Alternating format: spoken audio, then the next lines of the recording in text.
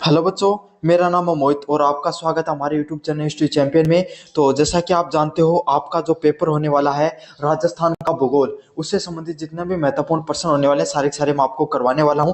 उससे संबंधित आपके सामने जो अगला प्रश्न है, यहाँ पर 1 शॉट रिविजन होगा जिसमें आपके जितने भी इंपॉर्टेंट क्वेश्चन होने वाले हैं राजस्थान के भूगोल वो आपके रिवाइज होने वाले हैं। तो इससे संबंधित जो आपका अगला प्रश्न है, राजस्थान के भौतिक प्रदेशों का वर्गीकरण कीजिए और उनके भौगोलिक महत्व का स्पष्ट कीजिए। तो राजस्थान के जितने भी भौतिक प्रदेश हैं उनके वर्गीकरण के बारे में बात करना है और उनके भौगोलिक महत्व के बारे में आपको स्पष्ट करना है। काफी ज्यादा महत्वपूर्ण प्रश्न है आपके सामने। इसकी पीडीएफ आपको टेलीग्राम चैनल पे मिल जाएगी और सभी बच्चों ने जिस बच्चे ने सब्सक्राइब नहीं कर रखा चैनल को जरूर से सब्सक्राइब कर दो। सारे इंपॉर्टेंट क्वेश्चन आपको इसी चैनल पे देखने को मिलेंगे। तो चलो शुरू करते हैं अपन। पहला प्रश्न है, राजस्थान को उसकी उच्चावच जलवायु और भूगर्भीय संरचना के आधार पर जाना जाता है। तो राजस्थान है ना, उसको किस प्रकार से अपन विभाजित कर सकते हैं, उनके कुछ भौगोलिक क्षेत्रों के आधार पर अपन चर्चा करेंगे विस्तृत रूप से, जिसको हम 4 प्रमुख भागों में बांटते हैं। तो राजस्थान को हम कितने भागों में बांटते हैं? टोटल 4 भौगोलिक भागों में आपको बांटा जाता है। इन प्रदेशों को अपना विशिष्ट भौगोलिक महत्व है जो राज्य के विकास और जीवन शैली को प्रभावित करता है। भाई आपको पता है, आप अपने आसपास देखो, राजस्थान में अगर अपन देखें अच्छे से, आपको मैं थोड़ा सा बता दूं, राजस्थान में अगर अपन थोड़ा सा गहराई से नजर डालने के प्रयास करें तो जैसलमेर, जोधपुर, बाड़मेर वाला क्षेत्र है, वहां पर आप जाओगे तो यहाँ पर आपको रेतीली माटी है ना, और आपको थार मरुस्थल देखने को मिलता है।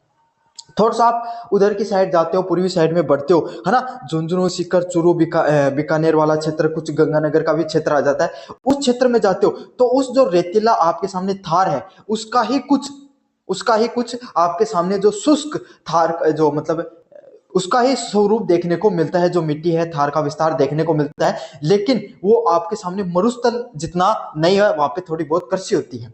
और थोड़ा आप आगे की तरफ बढ़ते हो, आप अजमेर की तरफ बढ़ते हो, तो अजमेर की आपके सामने देखने को मिलती है अरावली और कुछ उसका भाग शेखावाटी क्षेत्र में भी देखने को मिलता है। आगे की तरफ आपको अजमेर से जो मुख्यतः अरावली क्षेत्र वहां पे आपको देखने को मिलता है। कुछ आपके सामने उदयपुर में भी उसकी देखने को मिल जाता है, उदयपुर में भी आपको देखने को मिल जाता है। आप थोड़े से और चले गए, जयपुर, अलवर, भरतपुर, टोंक, बूंदी की तरफ गए, वहां पर आप देखते हो कि वहां पर आपको देखने को मिलता है क्या? मैदानी क्षेत्र देखने को मिलता है। कुछ मैदानी क्षेत्र की झलक आपको गंगानगर और हनुमानगढ़ में भी देखने को मिलती है। फिर आप थोड़ा सा क्या कि इधर तो सारा घूम लिया ऊपर पर, अब बोले कि मैं दक्षिण की तरफ जाऊंगा तो वहां पर आपको क्या देखने को मिलता है? पठारी क्षेत्र देखने को मिलता है। समझ में आ गया? जो पठारी क्षेत्र आपको मध्य प्रदेश का पठारी क्षेत्र है उसका थोड़ा सा विस्तार देखने को मिलता है। सिरोही में जाते हो, थोड़ा बहुत चित्तौड़गढ़ में, थोड़ा बहुत आपके सामने झालावाड़ वाले क्षेत्र में देखने को मिलता है। तो ये राजस्थान को कुछ अपन घूम रहे हैं, राजस्थान का दर्शन कर रहे हैं, तो हमने कुछ अलग अलग प्रकार की चीजें देखी कि कहीं पर मरुस्थल था, कहां पर पहाड़ी क्षेत्र था, कहां पर मैदान थे एकदम समतल, और कहीं पर पठार देखने को मिला। तो इसी आधार पर हमने राजस्थान को कुल 4 भौगोलिक स्थितियों में बांट दिया है। हर भौगोलिक स्थिति का अपना अपना महत्व है, अपना अपना उसका काम है। तो राजस्थान के प्रदेशों के वर्गीकरण की बात करें, पहला है पश्चिमी मरुस्थलीय प्रदेश। सबसे पहला कौन सा प्रदेश देखने को मिलता है? पश्चिमी मरुस्थलीय प्रदेश देखने को मिलता है।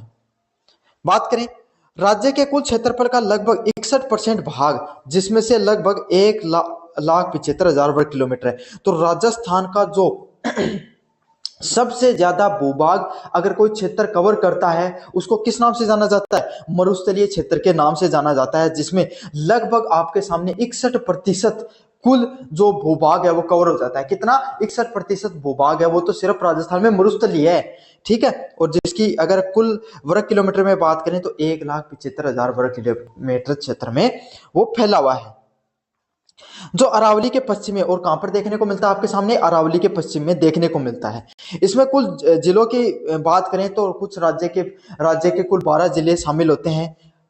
और मरुस्थलीय प्रदेश महान भारतीय मरुस्थल, थार और अर्ध शुष्क या राजस्थान के बांगर क्षेत्र को विभाजित किया जाता है। तो इसमें कुल आपको बस यही पॉइंट याद करना है, ये कुल 61% भाग पे काम करता है, क्षेत्र में फैला हुआ है। 1,75,000 वर्ग किलोमीटर में इसकी कुल क्या है आपके सामने? भूभाग देखने को मिलता है।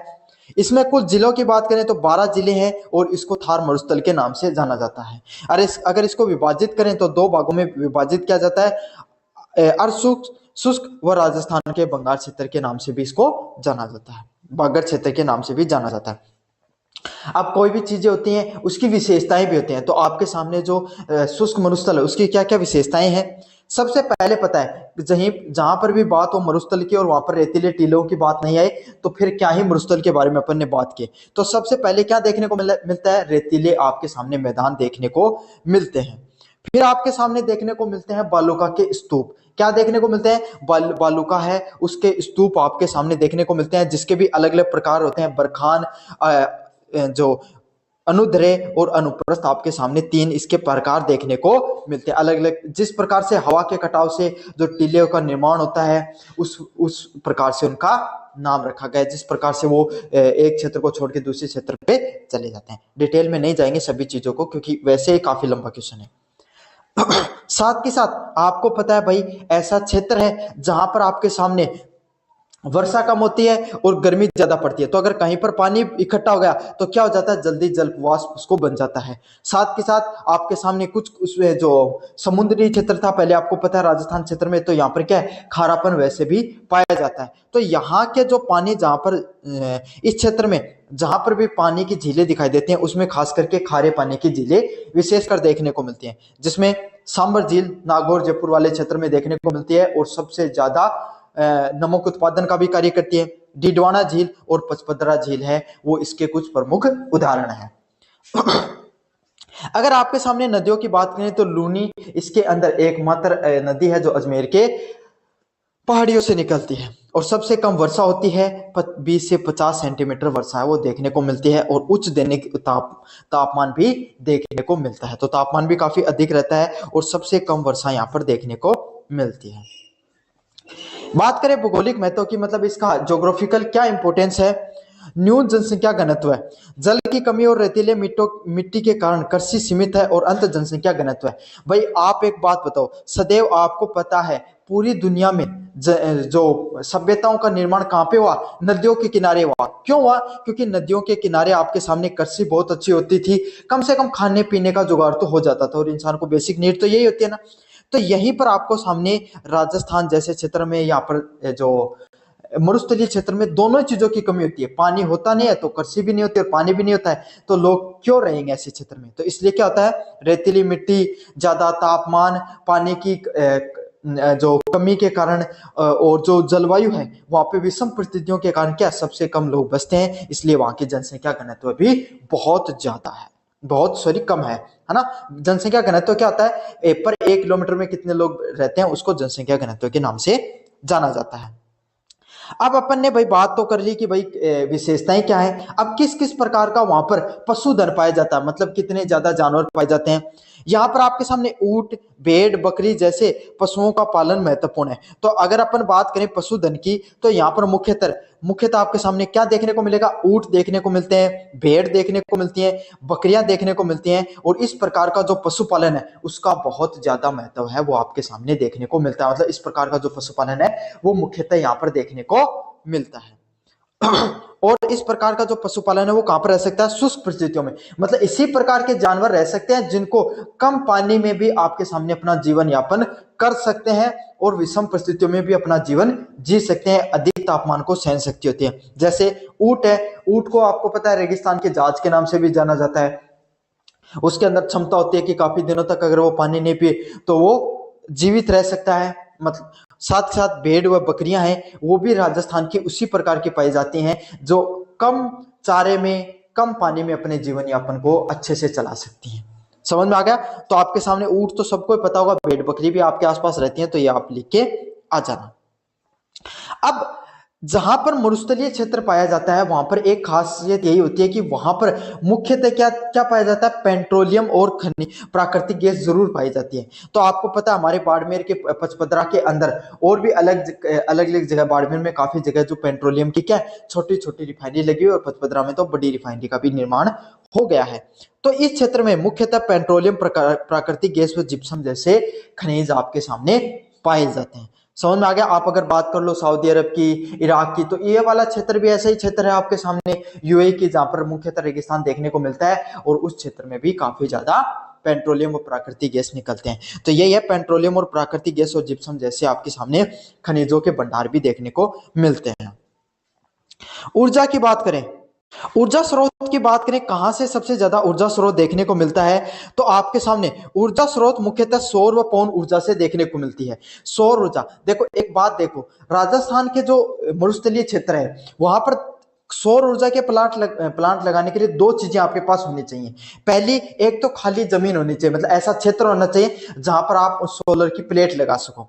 तो राजस्थान का जो मरुस्थलीय क्षेत्र है वहां पे जनसंख्या तो वैसे ही नहीं रहती आपके सामने, है ना, काफी क्षेत्र ऐसा पड़ा हो तो वहां पर सोलर प्लांट आप क्या कर सकते हो, सोलर प्लेट लगा सकते हो।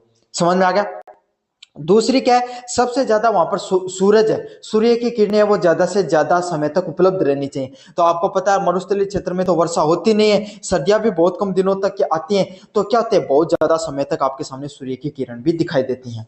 तो इसीलिए अगर अपन बात करें ऊर्जा की, तो ऊर्जा में सबसे ज्यादा संभावना सौर ऊर्जा और पवन ऊर्जा में यहाँ पर सबसे ज्यादा संभावना देखने को मिलती है। और विकास की बात करें तो इन दो क्षेत्रों में सबसे ज्यादा विकास हो सकता है।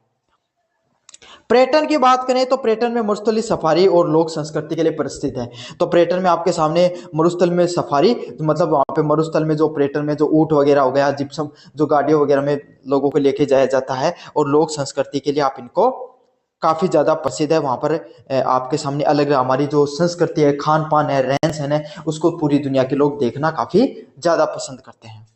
समझ में आ गया। तो ये था मरुस्थलीय क्षेत्र, सबसे बड़ा और सबसे महत्वपूर्ण टॉपिक यही था। अगले वाले क्षेत्र की बात करें आपके सामने, अरावली पर्वतीय प्रदेश। तो अरावली पर्वतीय प्रदेश में क्या है, राज्य में लगभग 9% भाग में आपके सामने अरावली जो अरावली जो क्षेत्र है वो फैला हुआ है। कितने भूभाग में, 9% भूभाग में मात्र आपके सामने अरावली क्षेत्र फैला हुआ है।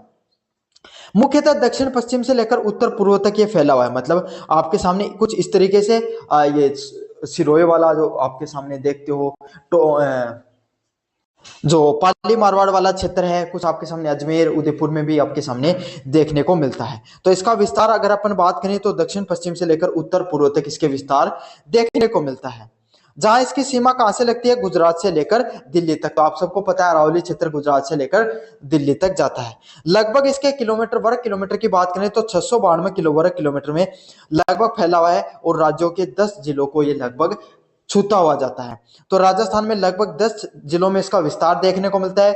692 वर्ग किलोमीटर इसका कुल क्षेत्र है अरावली क्षेत्र, और 9% भूभाग में है, और गुजरात से लेकर दिल्ली तक इसका विस्तार देखने को मिलता है। तो ये 4 मुख्य पॉइंट है जो आपको अच्छे से याद कर लेने हैं। विशेषताओं की बात करें, राजस्थान विश्व की सबसे प्राचीनतम वलित पर्वतमाला है, जिसकी औसत ऊंचाई कितनी है, 930 मीटर है। तो वलित पर्वतमालाएं होती हैं, उनकी सबसे प्राचीनतम जो पर्वतमालाएं, उसमें से एक अरावली है। वलित पर्वतमालाओं की एक की श्रृंखला में ही आपके सामने हिमालय का भी नाम देखने को मिलता है। समझ में, अल्पास है उनका भी नाम देखने को मिलता है, यूराल जैसी है उनका भी नाम देखने को मिलता है, लेकिन उन्हीं में से आपके सामने कौन है, अरावली है। हिमालय तो नई वलित पर्वतमालाओं में से है। अरावली पुरानी जो वलित पर्वतमाला से, जो बहुत प्राचीन समय से चली आ रही है, जो समय के साथ जिनका घर्षण के कारण क्या हो चुकी है, हाइट है वो थोड़ी कम है।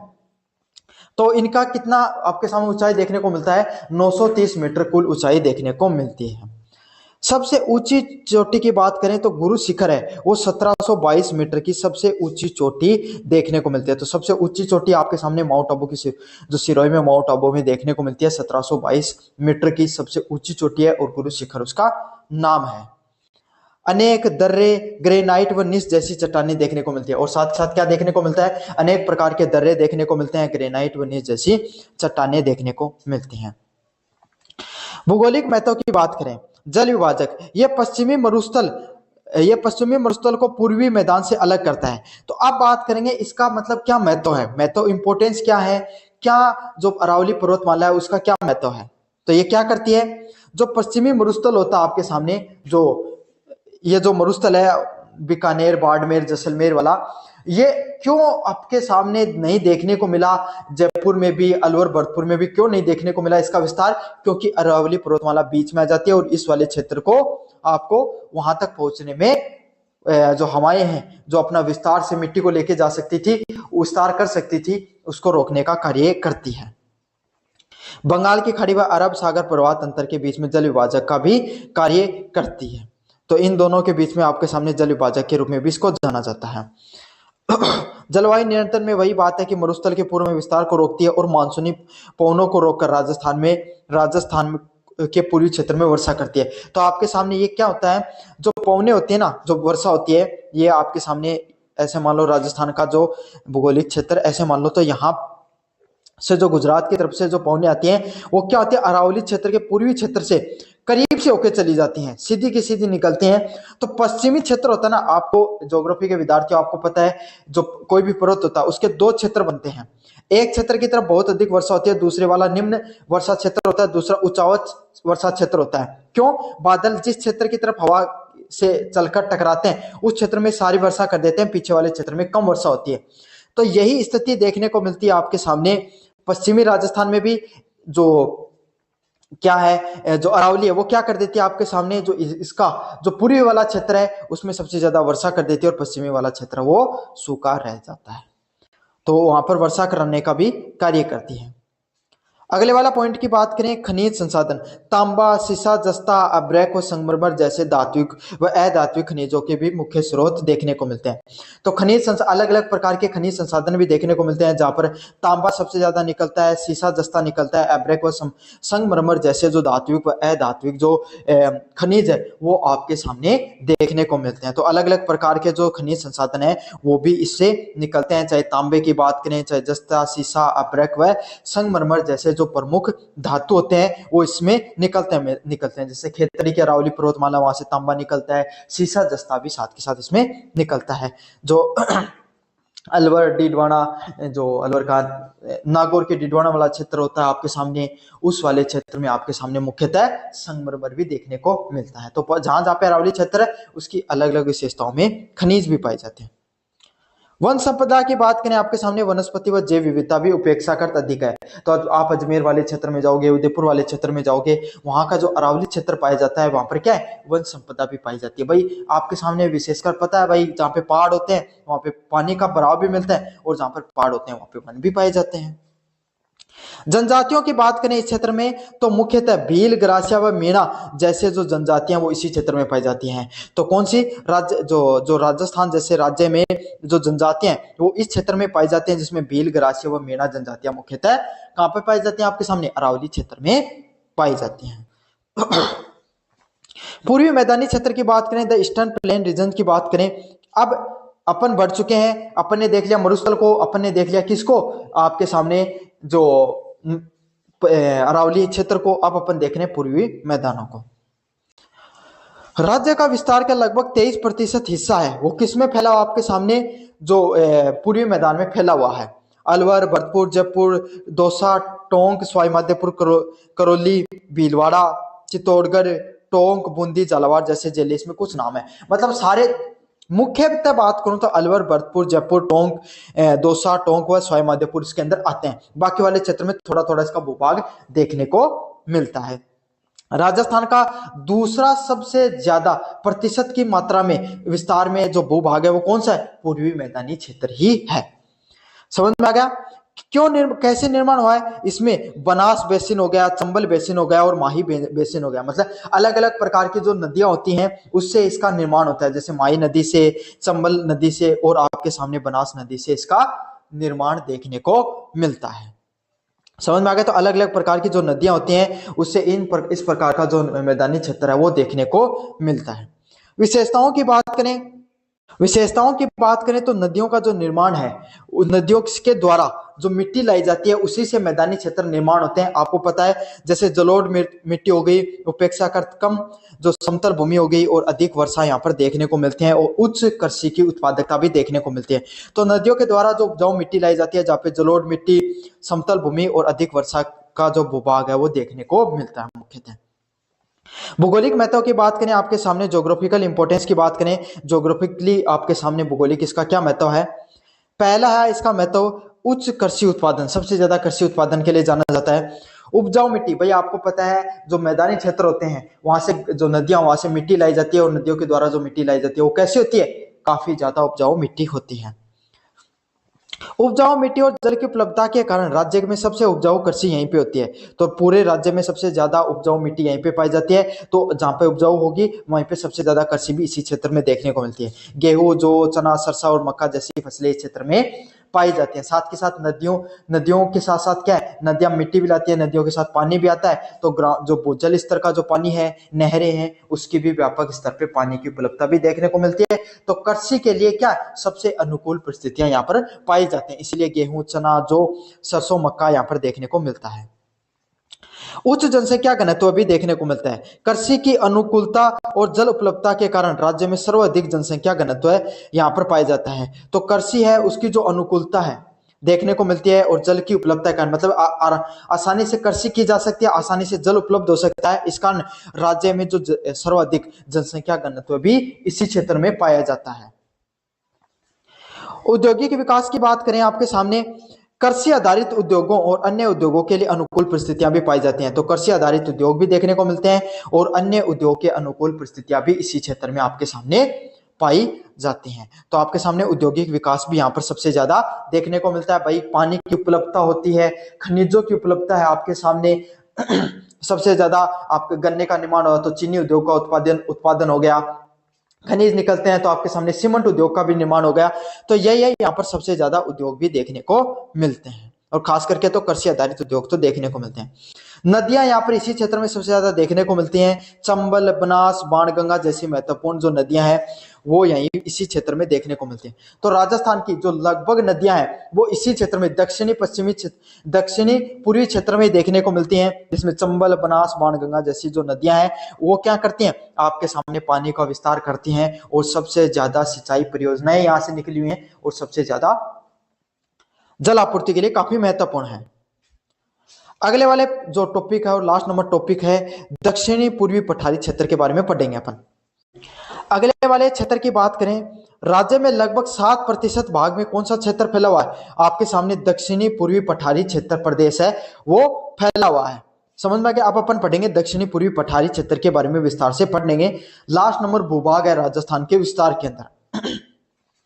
राज्य में लगभग 7% भाग है, उसमें कौन सा भूभाग फैला हुआ है दक्षिणी पूर्वी पठारी क्षेत्र फैला हुआ है, जिसमें कोटा, बूंदी, बारां, झालावाड़ जैसे जिले शामिल है। तो राजस्थान में जो दक्षिणी पूर्वी पठारी क्षेत्र है इसमें कौन सा भूभाग देखने को मिलता है, जिसमें कोटा है, बूंदी है, बारां है, झालावाड़ है जैसे जिले हैं वो इसमें शामिल है, जिसमें विंध्यन, कंगार भूमि और दक्कन पठार लावा शामिल है। तो इसमें क्या आपके सामने जो विंध्याचल की जो कंगार भूमि है और जो दक्कन का लावा पठार है उसके दोनों का मिश्रण मुख्यतः देखने को मिलता है। मतलब जो मध्य प्रदेश की जो जिसके मध्य प्रदेश और गुजरात की जिसकी जो सीमा टच होती है वो वाले क्षेत्र यहाँ पर देखने को मिलते हैं और उसी का जो विस्तार है वो देखने को मिलता है। विशेषकर आपको पता है भाई जो दक्कन का लावा पठार है लावा से निर्मित हुआ है तो उसमें मिट्टी किस प्रकार की देखने को मिलती है, काली मिट्टी देखने को मिलती है, रेगुर मिट्टी देखने को मिलती है। यहाँ पर अगर वर्षा की बात करें तो सबसे अधिक देखने को मिलती है राजस्थान में 80 से 100 जो सेंटीमीटर है वो वर्षा देखने को मिलती है। क्यों भाई, ऐसा क्षेत्र है जहाँ पे पहाड़ी क्षेत्र भी देखने को मिलता है और यहाँ पर मैंने जो प्रभाव बताया था ना वो यहीं पर देखने को मिलता है। चंबल नदी का बहावी क्षेत्र है और ऊपर खाबड़ स्थलाकृतियां भी देखने को मिलती हैं। तो आपको पता है भाई जो चंबल नदी है उसकी विशेषता यह है कि वो घाटियों का निर्माण करती हुई चलती है। तो चंबल क्षेत्र नदी है उसके विस्तार यहीं पर भी देखने को मिलता है।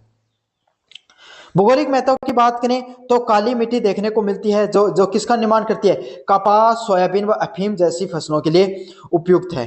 तो जो राजस्थान में सबसे ज्यादा कपास, सोयाबीन और अफीम जैसी जो नकदी फसलें हैं उसके उत्पादन कहीं पर होता है, राजस्थान के दक्षिणी भूभाग में मुख्यतः देखने को मिलता है। क्यों, पानी की उपलब्धता अच्छी है, काली मिट्टी है, काफी उपजाऊ मिट्टी भी है।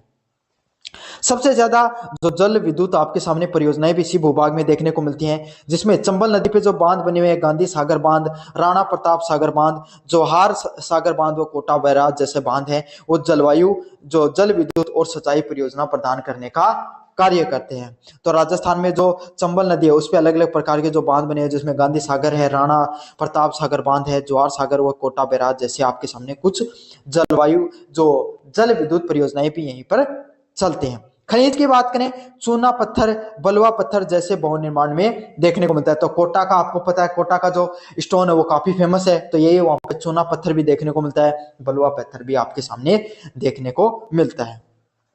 औद्योगिक विकास की बात करें तो आपको पता है भाई, जहां पर चूना मिलेगा वहां पर आपके सामने सीमेंट उद्योग लिखना लगभग निश्चित होता है। तो सीमेंट, वो अन्य जो खनिज निकलते हैं जो पत्थर से वगैरह से संबंधित, उसके उद्योग यहाँ पर सबसे ज्यादा विकसित हुए हैं। तो ये थे आपके सामने राजस्थान के कुछ प्रमुख भौगोलिक क्षेत्र। ये यूनिट फर्स्ट के मैंने कंप्लीट आपके सामने रिवीजन करा दिया, कौन सा भौगोलिक क्षेत्र आपके सामने मुख्यतः देखने को मिलता है। मुझे उम्मीद आपने अच्छे से रिवीजन किया होगा पूरे वीडियो को, पूरा वीडियो अच्छे से देखा होगा। धन्यवाद। हेलो बच्चों, मेरा नाम है मोहित और आपका स्वागत है हमारे यूट्यूब चैनल हिस्ट्री चैंपियन में। तो जैसा कि आप जानते हो, आपका जो पेपर होने वाला है राजस्थान का भूगोल, उससे संबंधित अगला जो महत्वपूर्ण प्रश्न है, राजस्थान की प्रमुख सिंचाई परियोजनाएं जिसमें चंबल, माही व इंदिरा गांधी नहर परियोजना आती है, उसके बारे में अपन विस्तार से पढ़ने वाले हैं। काफी ज्यादा महत्वपूर्ण प्रश्न है, तो चैनल को जरूर से सब्सक्राइब कर देना, वीडियो को जरूर से लाइक कर देना, अपने दोस्तों को जरूर से शेयर कर देना। इसकी जो पीडीएफ है वो टेलीग्राम चैनल पे आपको देखने को मिल जाएगी, टेलीग्राम चैनल से जरूर से डाउनलोड कर लेना। चलो शुरू करते हैं अपन इस वीडियो को। राजस्थान आपके सामने एक जल अभाव वाला क्षेत्र है, जहां पे कृषि मुख्य रूप से मानसून पर निर्भर करती है। तो हम सबको पता है राजस्थान एक ऐसा क्षेत्र है जहां पर सबसे कम वर्षा होती है। समझ में आ गया? पूरे भारत में बात करें तो सबसे ऐसा क्षेत्र है जहां पे सबसे कम वर्षा होती है, जहाँ पे जल है वो मुख्यतः सबसे कम पाया जाता है, वर्षा होती नहीं है। पश्चिमी राजस्थान में तो नदियां भी नहीं बहती हैं, तो जल का काफी अभाव देखने को मिलता है। हमारी कृषि है, सिर्फ राजस्थान ही नहीं, पूरे भारत की कृषि लगभग आपके सामने मानसून पर निर्भर करती है। तो राजस्थान की कृषि भी आपको पता है लगभग मानसून पर ही निर्भर करती है। इसीलिए अलग अलग प्रकार की सिंचाई परियोजनाएं बनाई जाती हैं, जिसमें नदियों से आने वाला पानी है वो समुद्र में न जाए, उनको रोककर क्या कर दिया जाता है, उस पर बांध बनाए जाते हैं और उससे नहरों के माध्यम से, है ना, खुली आपके सामने अलग जल विद्युत योजनाएं बनाई जाती हैं, जिससे सिंचाई का कार्य किया जाता है ताकि कृषि को व्यापक स्तर पे हो सके। इसके लिए कृषि विकास, जल की उपलब्धता हर व्यक्ति को मिल सके। जैसे आपके सामने जो बिशलपुर बांध है, जिसका मुख्यतः उपयोग है आपके सामने जो जयपुर का जो क्षेत्र है उसको पानी उपलब्ध कराने के लिए किया जाता है। तो अलग अलग प्रकार की परियोजनाएं चलती हैं जो जल उपलब्धता व कृषि की जो विकास के लिए उपयोग में आती हैं। साथ के साथ जो ये परियोजनाएं होती हैं वो समग्र अर्थव्यवस्था, मतलब अर्थव्यवस्था को भी आगे बढ़ाने में मदद करती हैं। जिसमें कुछ मुख्य परियोजनाएं हैं, चंबल, माही व इंदिरा गांधी जो नहर परियोजनाएं हैं, वो इन परियोजनाओं का मुख्य भाग है और इसको राजस्थान की जीवन रेखाओं के नाम से भी जाना जाता है, इन सब परियोजनाओं को। तो शुरुआत करते हैं अपन पहली परियोजना से, जो है चंबल घाटी परियोजना। कौन सी परियोजना है? चंबल घाटी परियोजना है, वो सबसे प्रमुख परियोजनाओं में से एक परियोजना है। अच्छे से समझे। सबसे पहले बात करें अपन राजस्थान व मध्य प्रदेश की जो संयुक्त परियोजनाएं हैं। चंबल घाटी जो परियोजना है वो कौन से दो राज्यों की संयुक्त परियोजना है, आपको जानना बहुत जरूरी है। राजस्थान व मध्य प्रदेश की संयुक्त परियोजना है। आपको पता है भाई, जो चंबल नदी है वो मध्य प्रदेश से होते हुए राजस्थान में घुसती है। तो राजस्थान व मध्य प्रदेश ने संधि करके आपके सामने इस परियोजना का निर्माण किया है। और ये कहां पर है? तो आपको पता है चंबल घाटी परियोजना है तो चंबल नदी पर ही होगी। भौगोलिक महत्व की बात करें भाई, इसका भौगोलिक रूप से क्या महत्व है? बहुउद्देश्य परियोजनाएं, मतलब अलग अलग इसके उद्देश्य हैं, जिसमें से सिंचाई के काम आती है और जल विद्युत उत्पादन के काम आती है। तो एक तो सिंचाई के लिए, लोगों के जो कृषि के उत्पादन के लिए काम आती है, और जल विद्युत उत्पादन मतलब जल से आपके सामने पानी से विद्युत के निर्माण में भी कार्य आती है, काम आती है। बाढ़ नियंत्रण करना, मतलब भाई चंबल नदी आपके सामने, कोई भी नदी होती है, जब मानसूनी क्षेत्र आता है तो उसमें पानी का बहाव बढ़ जाता है। इसमें जो उसके जो निचले क्षेत्र होते हैं उसमें क्या होता है, आपके सामने बाढ़ देखने को मिलती है। तो बांध बनाने से यही होता है कि पानी क्या है, आप अपने हिसाब से व्यवस्थित तरीके से पानी को छोड़ सकते हो। तो इससे बाढ़ का नियंत्रण भी देखने को मिलता है और मृदा संरक्षण जैसे उद्देश्यों की भी पूर्ति करती है। साथ के साथ क्या आता है भाई, बाढ़ के साथ मिट्टी का बहाव देखने को मिलता है, या फिर आपके सामने जो नई मिट्टी है, मृदा संरक्षण का भी इसमें काम होता है। तो इसके सिर्फ एक ही काम नहीं है जो चंबल घाटी परियोजना के, इसके कई उद्देश्य होते हैं, जिसमें सिंचाई, जल विद्युत योजना, उत्पादन, बाढ़ नियंत्रण व मृदा संरक्षण जैसे कुछ बहु उद्देश्यों को पूर्ति करने का कार्य करती है।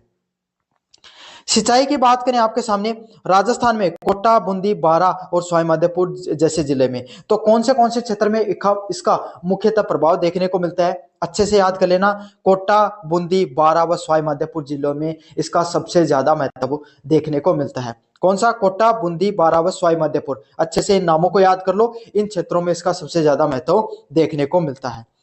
इन सब जिलों में लाखों हेक्टेयर की जो सिंचाई होती है उसको प्रदान करने का कार्य करती है। सब इन सारे क्षेत्रों में सिंचाई जो क्षेत्र है वहां पर करने का कार्य करती है, जिसमें गेहूं, सरसों, चना जैसी जो फसलें होती हैं उसका उत्पादन भी बढ़ता है। और तो इसके साथ क्या क्या देखने को मिलता है?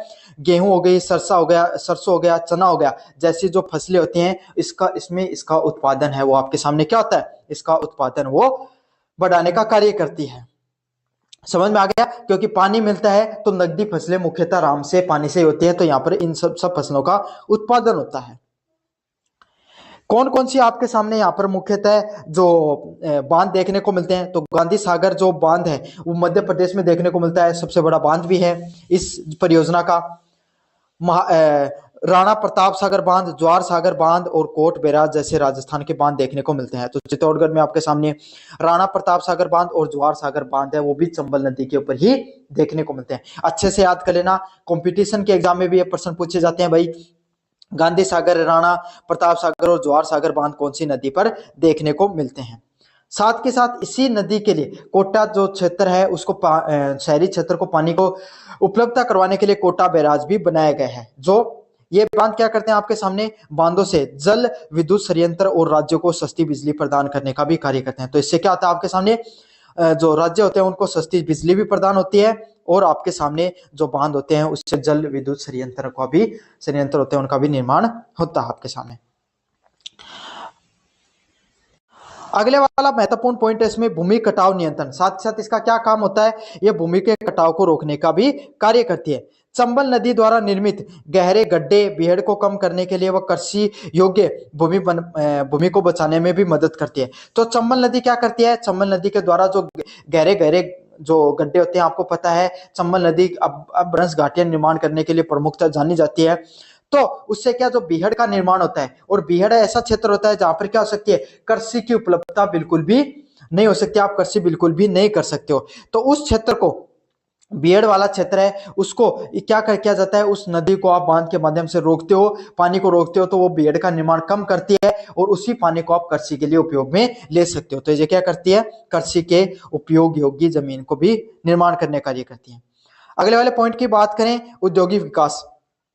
सिंचाई और बिजली की उपलब्धता से संबंधित क्षेत्रों में कृषि आधारित व अन्य उद्योगों का भी विकास को बढ़ावा मिलता है। साथ साथ क्या होता है? सिंचाई व बिजली की उपलब्धता, मतलब आराम से सिंचाई हो सकती है, आराम से आप बिजली की उपलब्धता हो सकती है, इसलिए इन क्षेत्रों में क्या की जा सकती है? कृषि आधारित जो अन्य उद्योग हैं उसका भी विकास देखने को मिलता है। जो कृषि आधारित उद्योग हैं उनको भी मुख्यतः इनमें विकास होता है इससे। तो ये थी आपके सामने जो मुख्यतः चंबल घाटी परियोजना, काफी ज्यादा महत्वपूर्ण परियोजना है, जिसमें आपके सामने जो एक बार फिर से रिवीजन करवा देता हूँ, राजस्थान व मध्य प्रदेश की संयुक्त परियोजना है। काम क्या आती है? जल विद्युत सिंचाई के लिए, जल विद्युत उत्पादन के लिए और बाढ़ नियंत्रण का इसका मुख्यतः काम है। कौन से क्षेत्रों में फैली हुई है? कोटा, बूंदी, बारां व सवाई माधोपुर जो जिले हैं वहां पे इसका फैलाव देखने को मिलता है। बांध की बात करें, चंबल नदी परियोजना पर गांधी सागर बांध, राणा प्रताप सागर बांध, ज्वार सागर बांध व कोटा बैराज जैसे आपके सामने प्रमुख बांध है वो देखने को मिलते हैं। इसका महत्व क्या है? आपके सामने जो चंबल नदी की विशेषता है कि वो बीहड़ का निर्माण करती है, उन बीहड़ को आपके सामने रोककर कृषि का बढ़ावा देने में मदद करती है। समझ में आ गया आपके सामने? अब अगली जो सबसे मुख्य परियोजना है राजस्थान की, माही बजाज सागर परियोजना। कौन सी? माही बजाज सागर परियोजना है, उसके बारे में विस्तृत रूप से पढ़ेंगे, जो माही नदी के ऊपर बनी हुई है। तो आपको पता है भाई, माही नदी है उसकी विशेषता यही है कि वो 2 बार कर्क रेखा को काटती है, पूरे भारत की एकमात्र ऐसी नदी है। राजस्थान व गुजरात की संयुक्त परियोजना है। तो माही परियोजना कौन से 2 क्षेत्रों की, 2 राज्यों की है? राजस्थान व गुजरात की संयुक्त परियोजना है, जहां पर माही नदी पर बांसवाड़ा जिले पे बनी है। और ये परियोजना कहां पर बनी हुई है? बांसवाड़ा जिले में ये परियोजना बनी हुई है। तो अच्छे से याद करो, राजस्थान व गुजरात की परियोजना है और कहां पर? बांसवाड़ा जिले में ये देखने को मिलती है। इसके भौगोलिक महत्व की बात करें, आदिवासी क्षेत्र में इसका विकास देखने को मिलता है। क्यों? बांसवाड़ा, डूंगरपुर आपके सामने, पाली, ये वाला क्षेत्र आपके सामने, कुछ भाग आपके सामने चित्तौड़गढ़ का भी आ जाता है। ये आपके सामने मुख्यतः आदिवासी क्षेत्र है, जहां पे मुख्यतः आदिवासी लोग हैं वो पाए जाते हैं। वे विशेष रूप से दक्षिणी राजस्थान के आदिवासी बहुल क्षेत्र डूंगरपुर और बांसवाड़ा की जीवन रेखा कहा जाता है। माही नदी को क्या डूंगरपुर व बांसवाड़ा की जीवन रेखा के रूप में भी जाना जाता है। क्यों भाई? क्योंकि ये माही नदी जहां से बहती है वहां से आपके सामने काफी ज्यादा वन संपदा का निर्माण करती है, खनिज वहां से निकलते हैं, साथ के साथ कृषि भी भाई नदी निकलती है तो अपने साथ जनजीवन का निर्माण करती है, उद्योग उससे निर्मित होते हैं और वहां से लोग कृषि भी करते हैं। इसीलिए डूंगरपुर व बांसवाड़ा का जो क्षेत्र है आदिवासी बहुल क्षेत्र है, जहां विकास की पहुंच अभी भी नहीं पहुंच पाई है, उस क्षेत्र में माही नदी है उनके जीवन यापन के लिए क्या करती है? जीवन रेखा का काम करती है। इसमें से उन क्षेत्रों में कृषि विकास व गरीबी उन्मूलन के महत्वपूर्ण भूमिका निभाई है। तो इस क्षेत्र में कृषि का निर्माण करने में और गरीबी को हटाने में और जो विकास करने में इसकी प्रमुख भूमिका रही है। तो इन जो क्षेत्र हैं इसमें भाई कृषि का विकास भी माही नदी की वजह से हुआ है। भाई नदी निकलती है तो क्या होता है, नदी की वजह से बहुत ज्यादा लोग उसके किनारे बसते हैं, अब पानी की उपलब्धता होती है तो कृषि का भी निर्माण होता है। साथ के साथ क्या है? विकास परियोजनाएं, भाई कृषि अच्छी होगी तो कृषि से संबंधित वहां पे उद्योग भी देखने को मिलते हैं और उससे उद्योगों से पैसा आता है तो पैसे से गरीबी भी जाती है। सिंचाई की बात करें, सिंचाई की लाखों हेक्टेयर भूमि व सिंचाई सुविधा प्रदान करती है। तो माही जो बजाज सागर परियोजना है इससे क्या होती है? आपके सामने लाखों वर्ग किलोमीटर में हेक्टेयर भूमि में आपके सामने सिंचाई करने का कार्य करती है, जिसमें मक्का, चावल, गेहूं जैसी फसलों का उत्पादन संभव हो पाता है। और इसी कारण क्या हो पाता है? आपके सामने मक्का हो गया, चावल हो गया और गेहूं जैसी जो फसलें हैं, जो कैश नकदी फसलें हैं, उसका यहाँ पर आपके सामने क्या देखने को मिलता है? नकदी फसलों का उत्पादन होता है इसके कारण। समझ में आ गया? नदी का जो वहाँ वाला क्षेत्र है, जो दक्षिणी क्षेत्र है, वहां पर आदिवासी क्षेत्र है, वहां पे मक्का पाया जाता है, आपको पता है, चावल और गेहूं जैसी फसलों का भी उत्पादन होता है। अगले वाले पॉइंट की बात करें आपके सामने, जल विद्युत। माही बजाज सागर बांध पर जल विद्युत इकाइयां स्थापित हैं जो स्थानीय स्तर पर बिजली आपूर्ति में मदद करती हैं। तो माही बजाज सागर बांध है, यहाँ पे जल विद्युत इकाइयां स्थापित की गई। मतलब जो माही बजाज सागर बांध है यहाँ पे जल से क्या किया जाता है? विद्युत इकाइयां भी बनाई जाती है। मतलब जो विद्युत है, बिजली है, उसके निर्माण में भी मदद मिलती है। जहां पर क्या होता है? स्थानीय स्तर पे बिजली की आपूर्ति में मदद मिलती है और इससे क्या होता है? स्थानीय स्तर पे जो बिजली है उसका भी उत्पादन देखने को मिलता है। आपको समझ में आ गया? तो जल विद्युत परियोजना के रूप में भी है, सिर्फ आपके सामने इसका कार्य सिंचाई परियोजना ही नहीं है, जल विद्युत का निर्माण करने में भी मदद करती है। अगले वाले पॉइंट की बात करें, यह परियोजना उस क्षेत्र में ग्रामीण व शहरी इलाके में पेयजल उपलब्ध कराने में भी सहायक है। अगर इस परियोजना को अपन विस्तृत रूप से बात करें तो चाहे ग्रामीण क्षेत्र हो चाहे शहरी क्षेत्र हो, बांध के माध्यम से पानी को रोककर अलग अलग जो डूंगरपुर बांसवाड़ा जो शहरी क्षेत्र है वहां पर और उनका सुदूर ग्रामीण क्षेत्र है वहां पर भी पानी की उपलब्धता कराई जाती है। अगले वाले पॉइंट की बात करें आपके सामने, सामाजिक व आर्थिक उत्थान। इससे आदिवासी समुदाय के जीवन स्तर में सुधार हुआ है।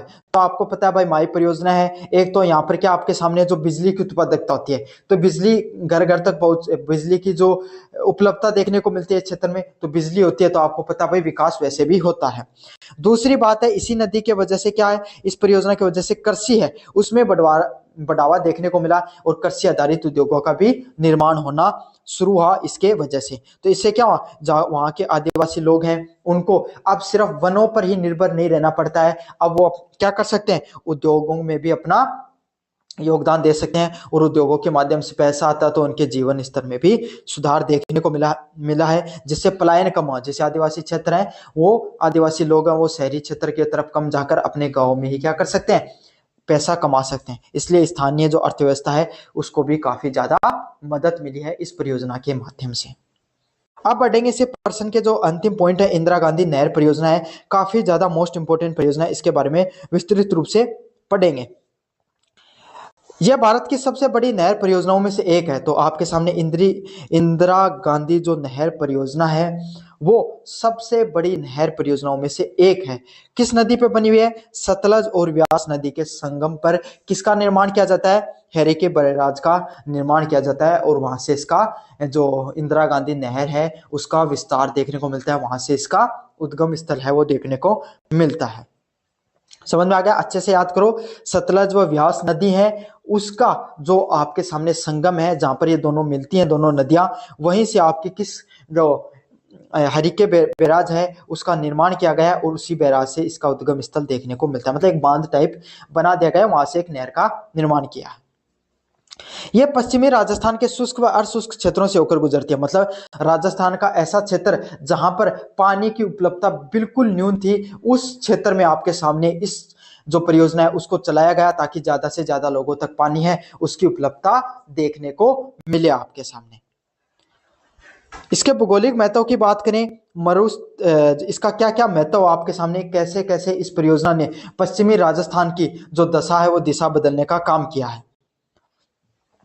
पहला है मरुस्थलीकरण का मुकाबला। ये पश्चिमी राजस्थान के थार मरुस्थल को हरा भरा करने और मरुस्थलीकरण को प्रसार को रोकने में महत्वपूर्ण है। तो आपको पता है भाई, जिस क्षेत्र में पहले बीकानेर वाला क्षेत्र है, बाड़मेर जो बीकानेर का क्षेत्र है, गंगानगर का क्षेत्र है आपके सामने, जहां पर बिल्कुल भी ये सोच नहीं सकते थे लोग कि अपन कृषि कर सकते हैं, खास करके तो बीकानेर वाले क्षेत्र में आज वहां पर बहुत अच्छी कृषि देखने को मिलती है इस नहर के वजह से।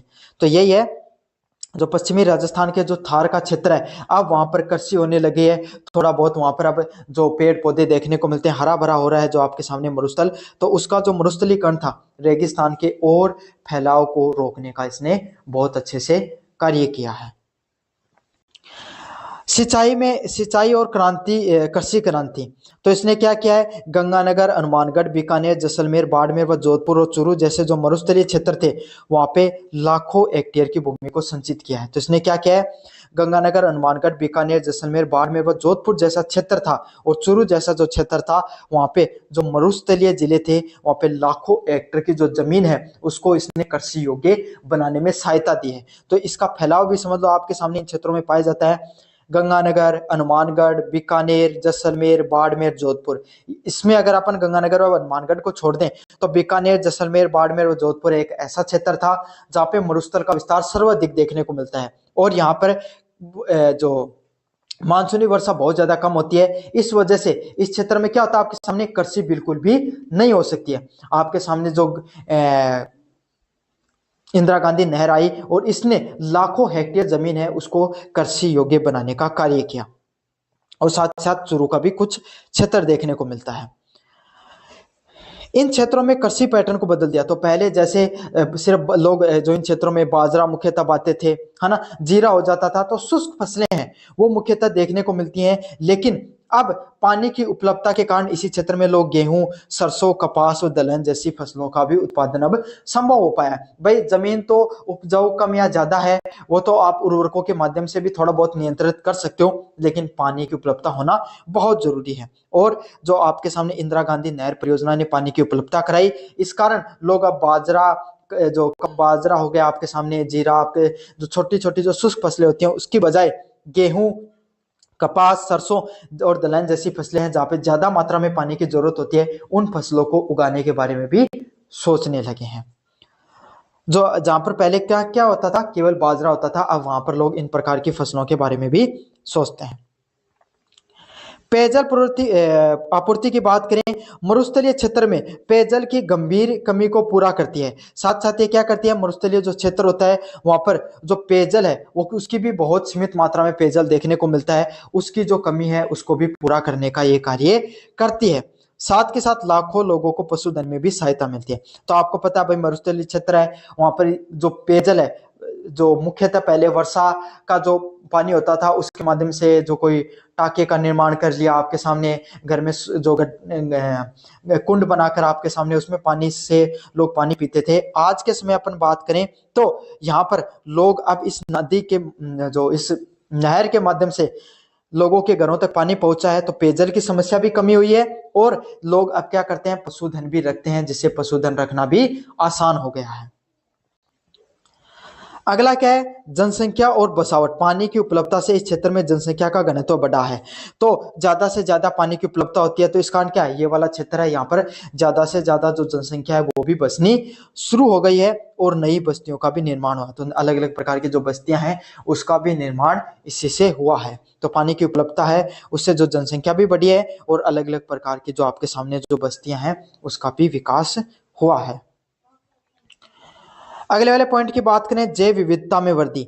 नहर के आसपास वनस्पति का विकास होना व जैव विविधता की वृद्धि हुई, जो अन्य जीवों को आश्रय मिला है। तो इससे क्या, जो नहर है उसका जो आसपास का जो वनस्पति है उसमें विकास देखने को मिलता है और जो जैव विविधता भी देखने को मिलती है। मतलब जो नहर के आसपास का जो क्षेत्र है वहां पर आपके सामने पेड़ पौधे काफी देखने को मिलते हैं। इससे क्या, अलग जो जैव विविधता है वो काफी ज्यादा पेड़ पौधे देखने को मिलते हैं और जो वन्य जीव है उसका भी आश्रय मिला है। उनको भी पानी की उपलब्धता के कारण अब वो भी, उनका भी जीवन यापन अच्छा हो गया है। पलायन पर नियंत्रण। कृषि व अन्य आर्थिक गतिविधियों और विकास के कारण आपके सामने ग्रामीण और शहरी क्षेत्र में पलायन रुका है। तो जो कृषि हो गया और आपके सामने जो अन्य जो आर्थिक गतिविधियां भी फैलने लगी, भाई उद्योगों का भी निर्माण होता है। पानी आता है तो पानी से सिर्फ कृषि नहीं होती है, उद्योगों का भी निर्माण होता है। तो यही है, कृषि व अन्य जो आर्थिक गतिविधियों के विकास के कारण ग्रामीण व शहरी क्षेत्र में क्या, धीरे धीरे पलायन भी कम होता जा रहा है। अगले वाला पॉइंट है सीमा सुरक्षा। नहर सीमावर्ती क्षेत्रों में जल बाधा के रूप में भी कार्य करती है, जो राष्ट्रीय सुरक्षा के लिए भी महत्वपूर्ण है। साथ ही साथ इससे क्या होता है, आपके सामने जो सीमावर्ती क्षेत्रों में आपके सामने जो सीमा सुरक्षा करने का भी कार्य करती है अपने क्षेत्र में। तो आपके सामने ये बहुत ज्यादा महत्वपूर्ण प्रश्न है, यहाँ से ऐसा मतलब प्रश्न जरूर से देखने को मिलेगा। चंबल, माही व इंदिरा गांधी नहर परियोजना में से एक आध प्रश्न जरूर से देखने को मिलता है। तीनों के तीनों प्रश्नों को मैंने अच्छे से रिवाइज करा दिया है, अच्छे से पढ़ लेना। चैनल को जरूर से सब्सक्राइब कर देना, अपने दोस्तों को जरूर से शेयर कर देना। धन्यवाद। हेलो बच्चों, मेरा नाम है मोहित और आपका स्वागत है हमारे यूट्यूब चैनल हिस्ट्री चैंपियन में। तो जैसा कि आप जानते हो, आपका जो पेपर होने वाला है ज्योग्राफी ऑफ राजस्थान का भूगोल, उससे संबंधित जितने भी महत्वपूर्ण प्रश्न है वो मैं आपको करवाने वाला हूं। तो उसका जो अगला प्रश्न है, राजस्थान की जनसंख्या वितरण एवं घनत्व की जो विशेषताएं हैं उसका अध्ययन कीजिए और उसके ऊपर विस्तृत रूप से टिप्पणी कीजिए। काफी ज्यादा महत्वपूर्ण प्रश्न होने वाला आपके सामने, तो इसके ऊपर अपन विस्तृत रूप से अध्ययन करेंगे। साथ साथ आपको चैनल को अभी तक सब्सक्राइब नहीं किया तो चैनल को सब्सक्राइब कर दो, वीडियो को लाइक कर दो और अपने दोस्तों को जरूर से शेयर कर देना आपको। चलो शुरू करते हैं अपन वीडियो को। पीडीएफ टेलीग्राम चैनल पे मिल जाएगी, अन्य वीडियो की सॉल्यूशन है डिस्क्रिप्शन में दे रहा हूं, वहां पर जाकर देखने को मिलेंगे आपको। राजस्थान भारत का सबसे बड़ा राज्य होने के बावजूद इसकी विविध भौगोलिक व जलवायु परिस्थितियों के कारण जनसंख्या वितरण व घनत्व का अत्यधिक असमानताएं देखने को मिलती हैं। तो राजस्थान एक ऐसा क्षेत्र है जहाँ पे भारत का जो सबसे बड़ा राज्य क्षेत्र है और यहाँ पे अलग अलग प्रकार की जो भौगोलिक परिस्थितियां देखने को मिलती हैं। साथ के साथ यहाँ पर क्या देखने को मिलता है, आपके सामने अलग अलग प्रकार की जो भौगोलिक जो स्थितियां हैं, वो परिस्थितियां हैं, वो साथ के साथ यहाँ पर देखने को मिलती हैं। जलवायु परिस्थितियों के कारण जनसंख्या वितरण व घनत्व में अलग अलग प्रकार की आपके सामने विविधताएं हैं। भौगोलिक क्षेत्र की बात करें अपन, तो आप पश्चिमी क्षेत्र में जाते हो तो वहां पर आपको शुष्क क्षेत्र देखने को मिलता है, वहीं दक्षिणी क्षेत्र में जाओगे तो आपके सामने बाढ़ की समस्या देखने को मिलती है, इतना ज्यादा मानसूनी समय में। अगर आप जो अजमेर वाला क्षेत्र है यहाँ पर जाओगे तो आपके सामने पहाड़ी क्षेत्र देखने को मिलता है और उसके थोड़े से दूर जाते हो आप पूर्वी क्षेत्र में तो वहां पर मैदानी क्षेत्र देखने को मिलता है। तो राजस्थान एक विविधताओं से पूर्ण भरपूर भौगोलिक परिस्थितियां यहाँ पर देखने को मिलती हैं। जलवायु परिस्थितियां भी इसी प्रकार की कुछ आपके सामने है, इसी प्रकार के आपके सामने जलवायु परिस्थितियां भी यहाँ पर देखने को मिलती हैं। यह असमान प्राकृतिक संसाधन, ऐतिहासिक कारकों और जो आर्थिक विकास के पैटर्न का सीधा संबंध है। तो इसी कारण क्या है भाई, अलग अलग प्रकार की जो अगर भौगोलिक परिस्थितियां हैं तो इसी कारण प्राकृतिक संसाधन है उसमें भी विविधता देखने को मिलती है और आर्थिक विकास में भी विविधताएं देखने को मिलती हैं। पहला पॉइंट है जनसंख्या वितरण, जो वितरण की विशेषताएं। तो जनसंख्या का जो आपके सामने वितरण है उसकी क्या क्या विशेषताएं होती हैं, इसके ऊपर आप विस्तार रूप से अपन पढ़ने वाले हैं। पहला है पश्चिमी जो मरुस्थलीय क्षेत्र प्रदेश है, राज्य में लगभग आपके सामने 61% का क्षेत्रफल फैला हुआ है। यहाँ पर जैसलमेर, बाड़मेर, बीकानेर के में अत्यंत शुष्क जलवायु देखने को मिलती है। तो भौगोलिक क्या कारण होते हैं आपके सामने, जो अलग अलग प्रकार का क्षेत्र पाया जाता है, जिसमें से आपके सामने 61% क्षेत्र तो किसका है, मरुस्थलीय क्षेत्र देखने को मिलता है। यहाँ पे आपके सामने अत्यंत शुष्क जलवायु, रेतीली मिट्टी देखने को मिलती है और यहाँ पर पानी की जो सबसे ज्यादा गंभीर कमी भी देखने को मिलती है। इसलिए क्या आपके सामने पानी नहीं है, उच्च तापमान देखने को मिलता है, मानसूनी वर्षा भी कम होती है, कृषि भी नहीं होती है और आपके सामने जो विषम जलवायु परिस्थितियां देखने को मिलती है। इस कारण क्या है, यहाँ पर आपको इस वाले क्षेत्र में जो जनसंख्या है वो सबसे कम जनसंख्या इस क्षेत्र में देखने को मिलती है। सबसे कम जनसंख्या जैसलमेर, बाड़मेर, बीकानेर और आपके सामने जोधपुर जैसे क्षेत्र में देखने को मिलती है। अगर यहाँ पर अपन बात करें तो सबसे कम आपके सामने प्रति वर्ग किलोमीटर में कितने लोग रहते हैं? 100 लोग सबसे कम प्रति वर्ग किलोमीटर में रहते हैं, मतलब 100 से भी कम लोग हैं 1 किलोमीटर के क्षेत्र में देखने को मिलते हैं। तो आपको ये बताना है कि सबसे कम राजस्थान में जनसंख्या घनत्व किस जिले का है, इसके बारे में आपको विस्तार से बताना है। अगले वाला पॉइंट है अरावली पर्वतीय क्षेत्र। यह भी पहाड़ी व वन क्षेत्र होने के कारण मध्यम और कम घनत्व वाला क्षेत्र है। तो भाई अरावली क्षेत्र है, देखो ये ऐसा क्षेत्र है जब पानी की उपलब्धता तो आसानी से मिल जाती है आपके सामने, लेकिन पहाड़ी क्षेत्र में समस्या किसकी होती है? बसावटी जो क्षेत्र होता है वो कम देखने को मिलता है, बसावट है वो आसानी से नहीं हो सकती है। पहाड़ देखने को मिलते हैं, वन देखने को मिलते हैं आपके सामने। तो इस वाले क्षेत्र में क्या होता है, आपके सामने जो घनत्व है, जो विकास है, जो उद्योगों का निर्माण, इतने उद्योग है वो इतने ज्यादा नहीं हो सकते हैं। कृषि तो अच्छे से हो सकते हैं लेकिन उद्योग इतने ज्यादा नहीं होते हैं। तो ये क्या कैसा क्षेत्र होता है? यहाँ पे घाटियां व उपजाऊ हिस्से के कारण जनसंख्या जो घनत्व है वो थोड़ा बहुत ठीक ठाक देखने को मिलता है, खास करके अजमेर वाला जो क्षेत्र है उसके अंदर। फिर आपके सामने बात करें सबसे ज्यादा जनसंख्या वाला क्षेत्र, पूर्वी मैदानी क्षेत्र देखने को मिलता है। यहाँ पर ये क्षेत्र जिसमें जयपुर, अलवर, भरतपुर व दौसा जैसे क्षेत्र आते हैं। यहाँ पे नदियों द्वारा क्या है लाया गया? उपजाऊ जलोढ़ मिट्टी देखने को मिलती है। तो यहाँ पर क्या होता है, सबसे ज्यादा जो उपजाऊ जलोढ़ मिट्टी है वो देखने को मिलती है। पर्याप्त मात्रा में वर्षा होती है और बेहतर सिंचाई परियोजनाओं के कारण क्या होता है, राज्य में सर्वाधिक जनसंख्या घनत्व वाला क्षेत्र देखने को मिलता है। तो अलवर, भरतपुर और जो दौसा वाला क्षेत्र है, यहाँ पे क्या अलग जो नदियां हैं उनके द्वारा क्या किया गया, अलग अलग प्रकार की जो जलोढ़ मिट्टी है वो लाकर यहाँ पर छोड़ी गई है। तो इस जो मिट्टियों के द्वारा, मिट्टी है जलोढ़ मिट्टी आपको सबसे पता है सबसे ज्यादा उपजाऊ मिट्टी होती है, जिस कारण क्या होता है आपके सामने उपजाऊपन के कारण आसानी से क्या होती है, कृषि हो सकती है, बहुत अच्छी कृषि देखने को मिलती है, पर्याप्त मात्रा में वर्षा होती है और सिंचाई परियोजनाएं भी यहाँ पर काफी चलती हैं, जिसके कारण क्या है, ये वाला क्षेत्र सबसे ज्यादा घनत्व वाला क्षेत्र है। कृषि आधारित उद्योग भी देखने को मिलते हैं, सबसे ज्यादा विकास भी आपको इसी क्षेत्र में देखने को मिलता है। तो इसी क्षेत्र में आपको कृषि आधारित अर्थव्यवस्था व शहरीकरण भी अधिक देखने को मिलता है। सबसे ज्यादा जनसंख्या घनत्व भी आपको इसी क्षेत्र में देखने को मिलता है। अगले वाला पॉइंट है दक्षिणी पूर्वी पठारी क्षेत्र, अरुति क्षेत्र। यह क्षेत्र भी काली उपजाऊ मिट्टी और चंबल नदी के कारण उपेक्षाकृत उच्च घनत्व वाला क्षेत्र रखता है। आपके सामने जैसे झालावाड़, कोटा हो गया, आपके सामने चित्तौड़गढ़ ये वाला क्षेत्र, आप उदयपुर हो गया, ये वाला वो क्षेत्र है जहां पर आपको मुख्यतः काली मिट्टी देखने को मिलती है और आपके सामने नदियां भी काफी ज्यादा हैं, जैसे चंबल नदी, माही नदी, ये सब नदियां आपको इस सब क्षेत्रों से, लगभग बनास नदी है वो इन सब क्षेत्रों से बहती है। और इससे क्या होता है, यहाँ पे आपके सामने काली मिट्टी, उपजाऊ मिट्टी है, पानी आपको नदियों के द्वारा उपलब्ध हो रहा है। तो इस कारण क्या हो सकता है, आपके सामने जो जनसंख्या घनत्व है उपेक्षाकृत सबसे ज्यादा इसी क्षेत्र में देखने को मिलता है। और सबसे ज्यादा बात करें तो कोटा और बूंदी के आसपास जो क्षेत्र है, कोटा आपको पता है भाई सबसे बड़ा औद्योगिक क्षेत्र भी है कोटे में, कोटा के अंदर, जहाँ पे कोचिंग वगैरह भी देखने को मिलती हैं। जो कोटा स्टोन निकलता है उसके वजह से, खनन की वजह से भी कोटा में काफी ज्यादा उद्योग पनपते हैं। तो सबसे ज्यादा कोटा व बूंदी वाले क्षेत्र में सबसे ज्यादा जनसंख्या घनत्व है। अगले वाला पॉइंट है जल की उपलब्धता। जनसंख्या वितरण के में जल की उपलब्धता एक निर्णायक कारक होता है। तो जनसंख्या जो वितरण होती है, मतलब जनसंख्या जो अलग अलग प्रकार की जो जनसंख्या देखने को मिलती है, इसमें आपके सामने सबसे महत्वपूर्ण क्या है, सबसे महत्वपूर्ण है आपके सामने जल। जहां पर जल होता है वहीं पे जीवन होता है। आपको पता है भैया, आपने बचपन से सुना होगा जल ही जीवन है।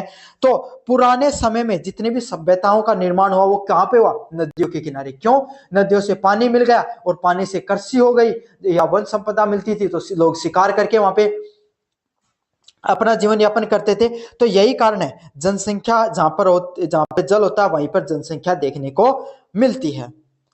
जहां जहां जहां पर सिंचाई परियोजना जैसे इंदिरा गांधी नहर योजना, चंबल परियोजना उपलब्ध है, उन क्षेत्रों में जनसंख्या सघन है। मतलब जहां पर पानी है, जहां पर क्या तो नदियां बहती हैं या फिर नदियों से संबंधित अलग अलग प्रकार की परियोजनाएं चलाई जा रही हैं, वहां पर क्या होता है आपके सामने, वहां पर सबसे ज्यादा जनसंख्या घनत्व आपके सामने देखने को मिलता है।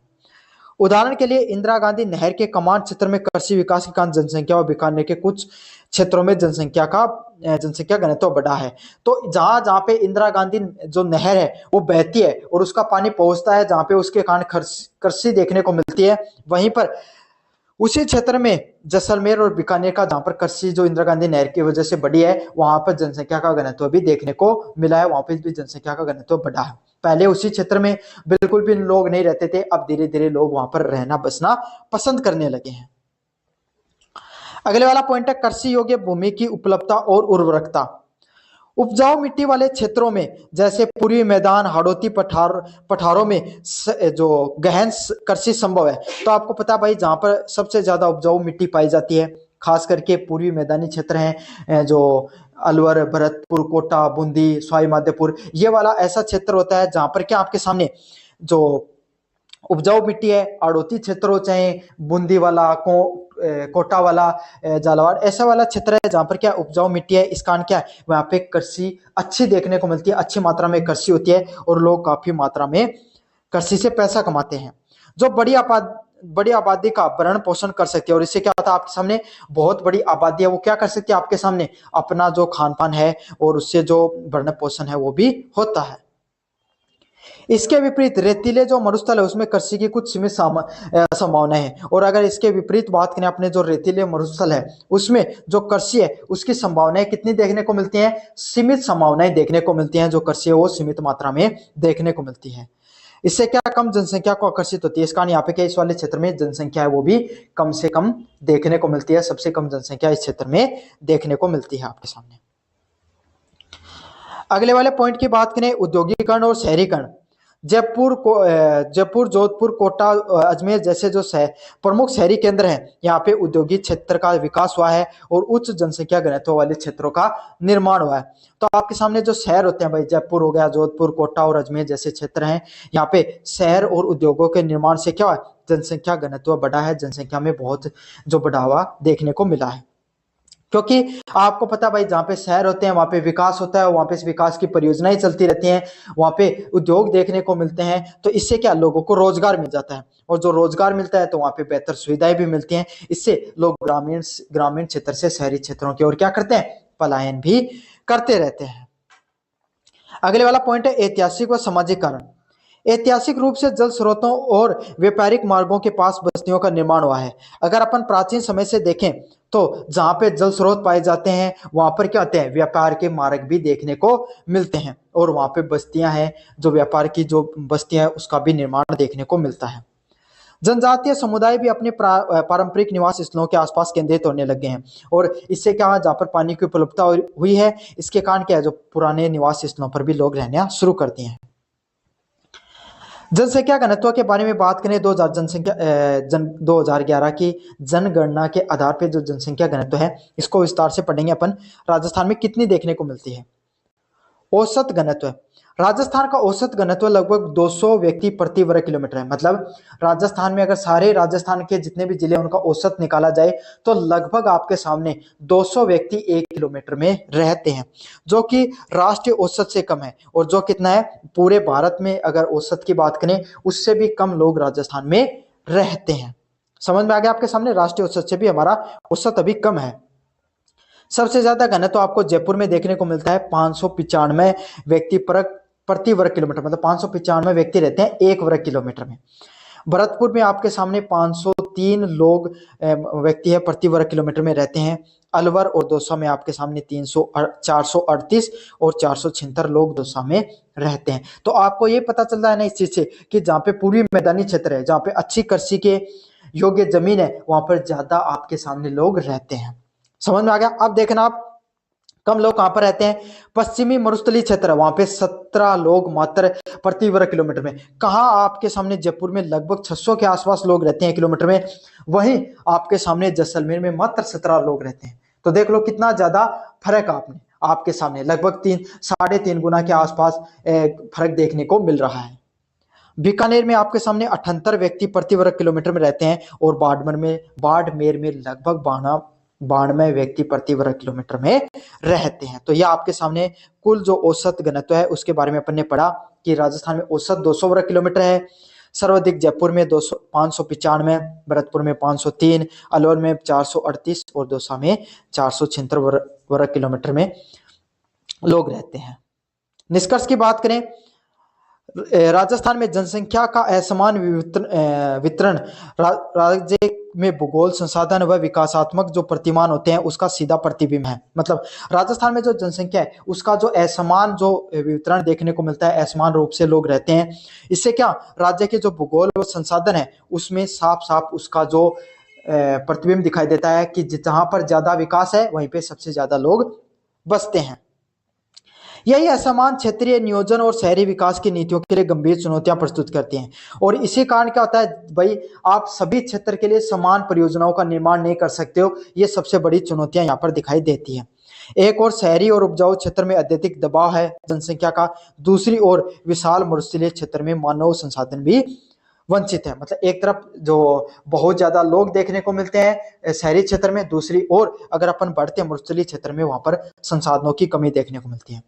प्रभावित क्षेत्र योजनाएं जल प्रबंधन व संतुलित औद्योगिकरण ही असमानता को कम करने का सहायक हो सकते हैं। मतलब सही से आप योजनाओं को लागू किया जाए, जल परियोजनाएं चलाई जाएं, संतुलित रूप से उद्योगों का निर्माण किया जाए। भाई आपके सामने मरुस्थलीय क्षेत्र वहां पे भी थोड़े बहुत उद्योगों का निर्माण किया जाए, आपके शहरी क्षेत्रों में भी उद्योगों का निर्माण किया जाए। अच्छे से नीति आपके मरुस्थलीय क्षेत्र हो गया, चाहे पूर्वी क्षेत्र हो गया, पठारी क्षेत्र हो गया, हर प्रकार के क्षेत्र में जो अच्छे से योजनाओं को लागू किया जाए ताकि जो असमानता देखने को मिलती है इसमें कमी देखने को मिले।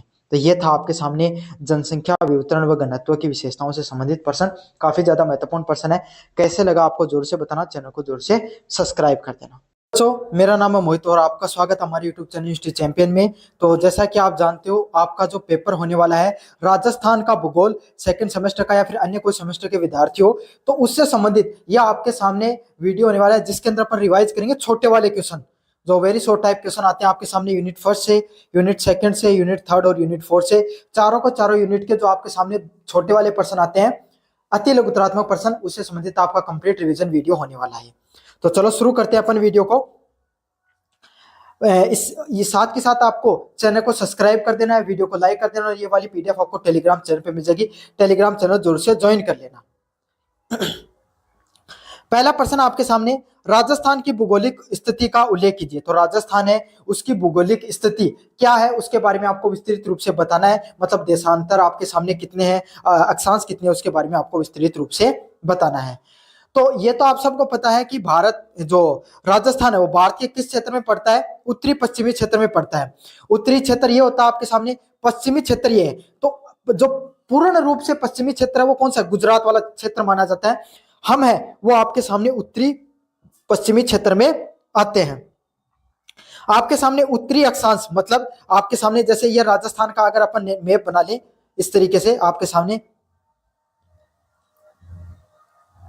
अगर ये आपके सामने मैप बना ले एक बार ऐसा ही, मतलब मैप मेरे अच्छा नहीं बनाना था मेरे को मैप, लेकिन आप देख लो एक बार। अगर आपके सामने अगर अपन मैप की बात करें तो सबसे पहले उत्तरी अक्षांश की बात करें तो 23.3 उत्तरी अक्षांश से लेकर 30.12 उत्तरी अक्षांश तक देखने को मिलता है। और आपके सामने देशांतर की बात करें तो 69.30 पूर्वी देशांतर से लेकर 78.17 पूर्वी देशांतर तक आपको देखने को मिलता है। मतलब 23.3 उत्तरी देशांतर से लेकर डिग्री से लेकर 30 डिग्री 12 मिनट के आपके सामने उत्तरी देशांतर देखने को मिलता है। और 69 डिग्री और 30 मिनट पूर्वी देशांतर से लेकर आपके सामने 78 डिग्री और 17 जो मिनट है उसके पूर्वी देशांतर तक देखने को मिलता है। इसके कुल क्षेत्रफल की बात करें तो 3,42,239 वर्ग किलोमीटर आपके सामने लगभग इसका कुल क्षेत्र है।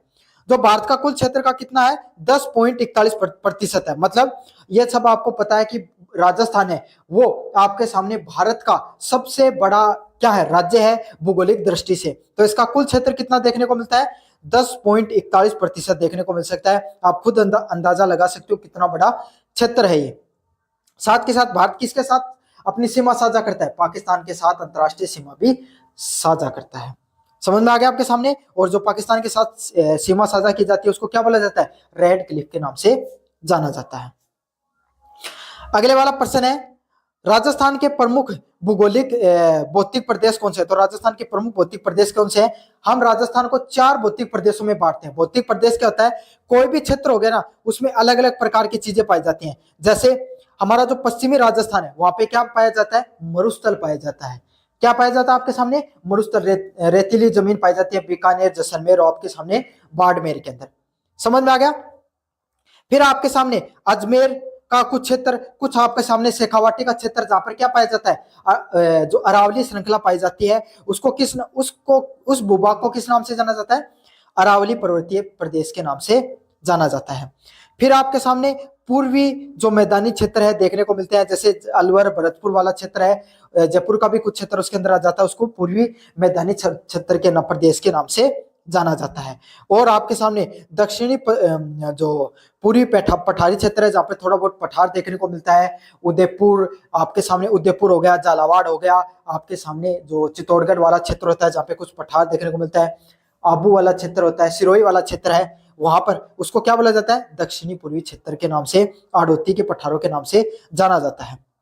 तो राजस्थान को कुल कितने प्रमुख भौतिक क्षेत्रों में बांटा गया है? पश्चिमी का मरुस्थलीय क्षेत्र, अरावली का पर्वतीय प्रदेश, पूर्वी मैदानी प्रदेश और दक्षिणी पूर्वी पठारी प्रदेश के नाम से जाना जाता है।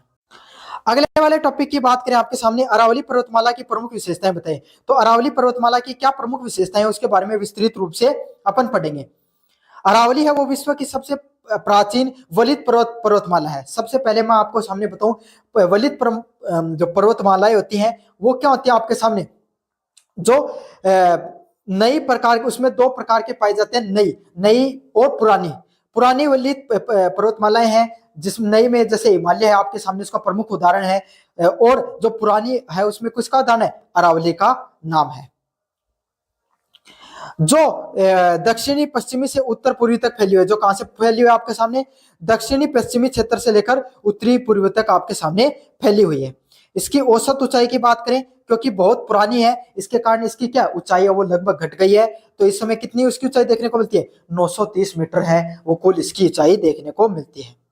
यह राजस्थान को 2 प्रमुख भागों में बांटती है, पश्चिमी मरुस्थल और पूर्वी मैदान। मतलब आपके सामने जो अपने कुछ शेखावाटी क्षेत्र और अजमेरी क्षेत्र से निकलता है, उसका अगर अपन बात करें पश्चिमी क्षेत्र, वो किसका निर्माण होता है उसमें? वहां पर थार मरुस्थल देखने को मिलता है। उसके पीछे एक सबसे बड़ा कारण भी यही है कि जो वर्षा आती है वो इसके सीधी निकल जाती है, इसके साथ साथ निकल जाती है पंजाब से लेकर दिल्ली वाले भूभाग की तरफ। इसके कारण इसके पश्चिमी क्षेत्र में कम वर्षा देखने को मिलती है।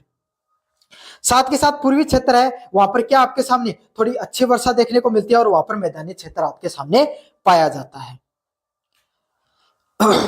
यह मरुस्थल के पूर्व में विस्तार को रोकती है। इससे इसका एक फायदा यह भी है कि इसने क्या किया, यहाँ पर यह रुक गई तो हवाएं इसके टकराकर, इससे क्या होगा आपके सामने पूर्वी क्षेत्र में मैदानी क्षेत्रों का निर्माण होता है, पश्चिमी क्षेत्र में मरुस्थलीय क्षेत्र है वो इसके जो उसकी जो हवाएं उसको रोकने का कार्य करती है, और उत्तर की साइड इसका जो मरुस्थल है उसका निर्माण नहीं हुआ, वहां पर मैदानी क्षेत्र रह गया।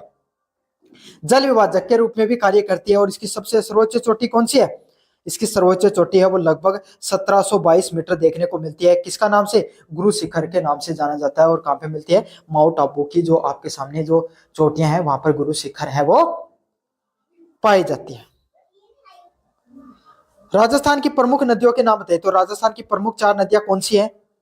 सबसे पहली है चंबल नदी। पूरे आपके सामने राजस्थान की एकमात्र बारहमासी नदी कौन सी होती है? ऐसी नदी जो पूरे आपके सामने पूरे साल बहती है, उसको किस नदी के नाम से जाना जाता है? बारहमासी नदी के नाम से जाना जाता है। तो वो कौन सी नदी है? चंबल नदी है। दूसरी माही नदी की आपके सामने क्या आपके सामने विशेषता है कि वो कर्क रेखा को 2 बार काटने का कार्य करती है। अगले वाली नदी है बनास नदी।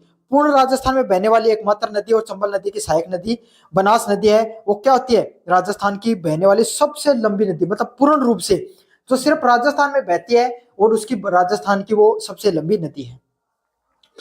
लूनी नदी है पश्चिमी राजस्थान की एकमात्र बड़ी नदी और अंतर प्रवाही नदी के नाम से भी जाना जाता है कि राजस्थान में बहती है आपके सामने, और जो रण का कच्छ है आपके सामने गुजरात में वहां पर विलुप्त हो जाती है।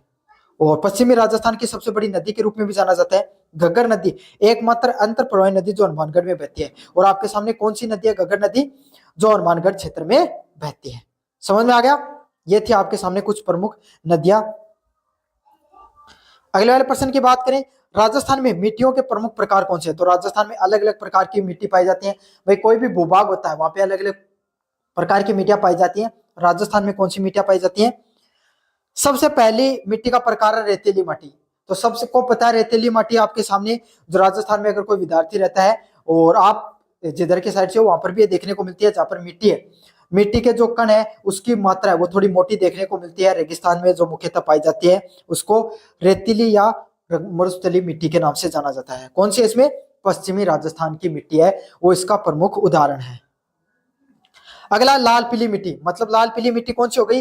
अरावली जो क्षेत्र होता है उसके जो पहाड़ों में जो पत्थरों के टूटने से जिस मिट्टी का निर्माण होता है वो लाल मिट्टी से उसका, और कुछ पत्थरों से पीली मिट्टी का निर्माण होता है। तो वहां से निकलने वाले नालों से या नदियों से जो मिट्टी निकली और वहां से जो मैदानों का निर्माण हो उसको लाल पीली मिट्टी के नाम से जाना जाता है। और यहाँ कहाँ पे पाई जाती है? अरावली क्षेत्र में मुख्यतः पाई जाती है। अगले कौन सी है? लाल लोमी मिट्टी। तो लाल लोमी मिट्टी कहां पर पाई जाती है? आपके सामने दक्षिणी राजस्थान है वहां पर पाई जाती है। अगले वाला क्षेत्र कौन सा है? काली मिट्टी। काली मिट्टी कहां पर पाई जाती है? हाड़ौती क्षेत्र में, मुख्यतः आपके सामने झालावाड़ में देखने को मिलती है। वो वाला क्षेत्र जो मध्य प्रदेश के आपके सामने क्षेत्र के टच हुआ है, जहां पर आपके सामने जो काली मिट्टी का निर्माण भाई जो पठार की वजह से या फिर जो वहां पे ज्वालामुखी का विस्फोट हुआ और उसके कारण जो मिट्टी का निर्माण होता है वो काली मिट्टी होती है। और ये मुख्यतः कहां पर पाई जाती है? हाड़ौती क्षेत्र में पाई जाती है, झालावाड़ में मुख्य रूप से पाई जाती है। कछारी व जलोढ़ मिट्टी, तो आपको पता है जलोढ़ मिट्टी या कछारी मिट्टी कहां पर पाई जाती है? जहां पर नदियां हैं, नदियां बही और वहां से उनके मैदानों का निर्माण हुआ, तो मैदानी क्षेत्र में ही पाई जाएगी। मुख्यतः ये अलवर भरतपुर में ये मिट्टी पाई जाती है।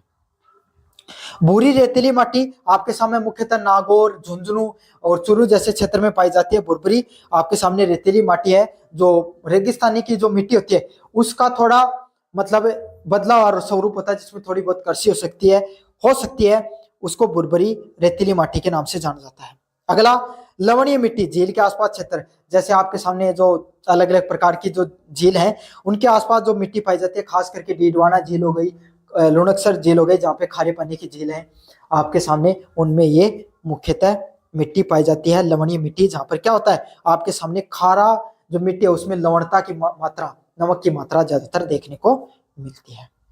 समझ में आ गया? तो यह आपके सामने जितने भी छोटे वाले प्रश्न थे मैंने सारे आपको करवा दिए हैं। यूनिट नंबर 2 की बात करें, जहाँ पे आपके सामने कृषि, खनिज व ऊर्जा उद्योग से संबंधित प्रश्न देखने को मिलते हैं। पहला प्रश्न है, राजस्थान में प्रमुख जो सिंचाई परियोजनाएं हैं उनके नाम बताइए। तो राजस्थान में अलग अलग प्रकार की सिंचाई परियोजनाएं होती हैं, उसमें से उनके प्रमुख नाम बताएंगे। सिंचाई परियोजनाएं क्या होती हैं? ऐसी परियोजनाएं जहाँ पे कोई नदियां बह रही हैं, उसके ऊपर एक बड़े बांध का निर्माण कर दिया गया, पानी को रोककर सिंचाई के लिए उपयोग किया जा रहा है, बिजली निर्माण के लिए उपयोग किया जा रहा है, उसी को क्या सिंचाई परियोजना के नाम से जाना जाता है। लेकिन अपन बात करें सिर्फ सिंचाई के लिए, तो जिसका उपयोग सिंचाई के लिए किया जाता है उस पानी का बांध को रोककर उसको सिंचाई परियोजना कहते हैं। पहले इंदिरा गांधी नहर परियोजना, तो आप सबको पता है इंदिरा गांधी नहर का निर्माण क्या किया गया? आपके सामने मुख्यतः पश्चिमी क्षेत्र में पानी की उपलब्धता व सिंचाई के लिए किया गया है। तो सबसे प्रमुख कौन सी इसमें? इंदिरा गांधी नहर परियोजना के नाम से जाना जाता है। अगला है चंबल घाटी परियोजना। जो चंबल घाटी परियोजना है देखने को मिलती है जहां पे चंबल नदी के ऊपर ये परियोजना बनी हुई है, जहां पर आपके सामने जो दक्षिणी क्षेत्र है वहां पर यह परियोजना काम करती है। माही बजाज सागर आपके सामने जो परियोजना देखने को मिलती है, माही नदी है उस पे इसका निर्माण किया गया है। बिसलपुर परियोजना जो आपको पता है मुख्यतः जयपुर के शहरी क्षेत्र हो गया उसको और आपके सामने टोंक के आसपास क्षेत्रों को पानी की उपलब्धता व सिंचाई को सिंचाई करने के लिए उपयोग में ली जाती है, उसको बिसलपुर परियोजना के नाम से जाना जाता है। अगली वाली है नर्मदा नहर परियोजना। अगली परियोजना कौन सी आपके सामने? नर्मदा नहर परियोजना के नाम से जाना जाता है, जो मुख्यतः नर्मदा योजना है। ये नर्मदा नदी के ऊपर हरियाणा के क्षेत्र से निकलती हुई खास करके शेखावाटी क्षेत्र झुंझुनू को पानी देने के लिए आपके सामने इस परियोजना का निर्माण किया गया था, झुंझुनू सीकर को। लेकिन अभी तक ये परियोजना नहीं पहुंची है। और इसके अलावा ये परियोजना सक्रिय रूप से और कहीं भी चल रही है। गगन नहर परियोजना भी है। राजस्थान में उत्पादित प्रमुख फसलों के नाम बताइए। तो राजस्थान में प्रमुख उत्पादित फसल कौन सी है? तो आपको सबको पता है, रबी में आपके सामने कौन सी फसलें देखने को मिलती हैं? गेहूं, जौ, चना व सरसों प्रमुख फसलें हैं, वो आपके सामने उत्पादित होने वाली फसलें हैं। कौन सी? सरसों, चना, जौ और गेहूं है, ये कुछ प्रमुख फसलों में से फसल है। खरीफ फसल की बात करें, बाजरा, मक्का, ज्वार, दलहन है, कपास और गन्ना है, वो आपके सामने प्रमुख खरीफ फसल है। मतलब आपके सामने जो सर्दी में उगाई जाने वाली जो जिनका आपके सामने बुवाई का समय अक्टूबर नवंबर में देखने को मिलता है, फरवरी मार्च में जिसकी कटाई होती है, उसमें गेहूं, जौ, चना व सरसों, और जिसको रबी फसल के नाम से जाना जाता है।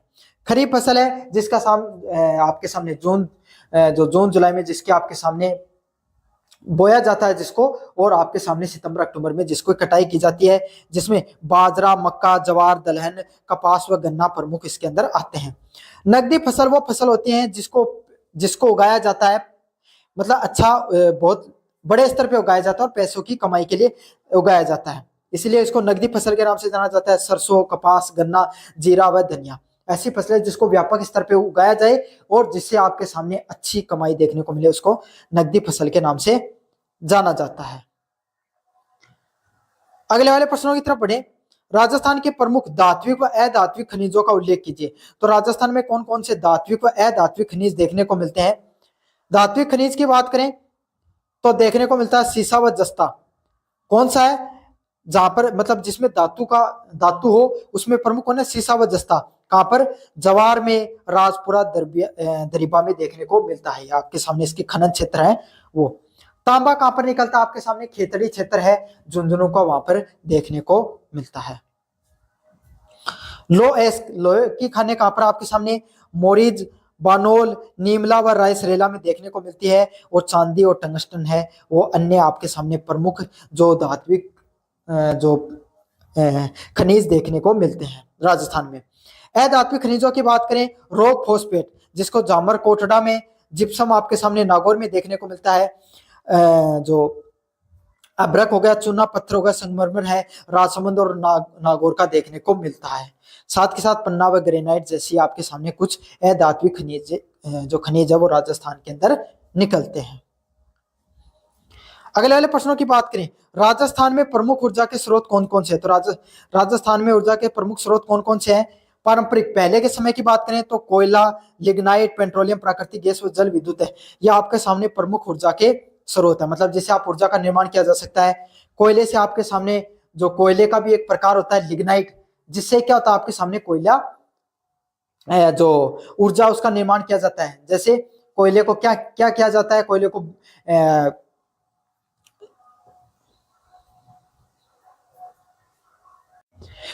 अलग अलग प्रकार के जो उद्योग हैं उसके अंदर उसको जलाया जाता है, उसे अग्नि को प्रज्वलित करके आपके सामने जो खनन में से निकलने वाले मेटल को एक्सट्रैक्ट किया जाता है।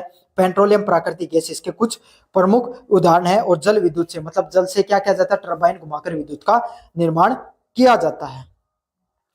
गैर पारंपरिक जो आपके सामने नवीनीकरणीय ऊर्जा स्रोत हैं जिनको क्या हो सकता है? जिनको आप बार बार उपयोग कर सकते हो। आपके सामने जो पारंपरिक या फिर जो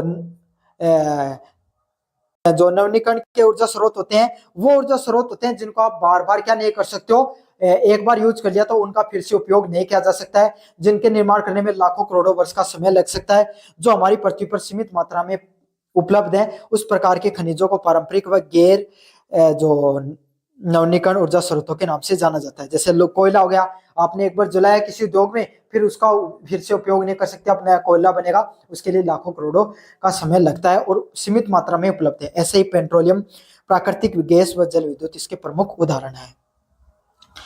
गैर पारंपरिक या नवीनीकरण ऊर्जा स्रोत कौन से होते हैं? सौर ऊर्जा। सबसे ज्यादा भारत के अंदर या राजस्थान के अंदर अगर सबसे ज्यादा किसी ऊर्जा स्रोत में क्षमता है निर्माण की, वो कौन से? सौर ऊर्जा। क्यों? राजस्थान एक मरुस्थलीय क्षेत्र है जहां पर अधिकतर गर्मी पड़ती है और लगभग समय ऐसा रहता है जहां पर सूर्य की ऊर्जा है वो आसानी से उपलब्ध हो सकती है। क्षेत्र भी काफी ऐसा है जहां पर जनसंख्या कम है और खाली क्षेत्र ज्यादा है, तो यहाँ पर सौर पैनल आराम से लगाए भी जा सकते हैं। तो सबसे ज्यादा संभावना किसकी है राजस्थान में? सौर ऊर्जा पैनलों की लगाने की संभावना सबसे ज्यादा है। पवन ऊर्जा, भाई राजस्थान में आंधियां वगैरह भी अच्छी चलती हैं, पवन की हवा चलने की जो मात्रा है वो भी अच्छी है, तो पवन ऊर्जा का भी प्रयोग कर सकते हो। तथा बायोमास ऊर्जा है उसका भी आपके सामने निर्माण हो सकता है। अगले वाला पॉइंट है, राजस्थान में प्रमुख उद्योगों के उत्पादन कौन से होते हैं?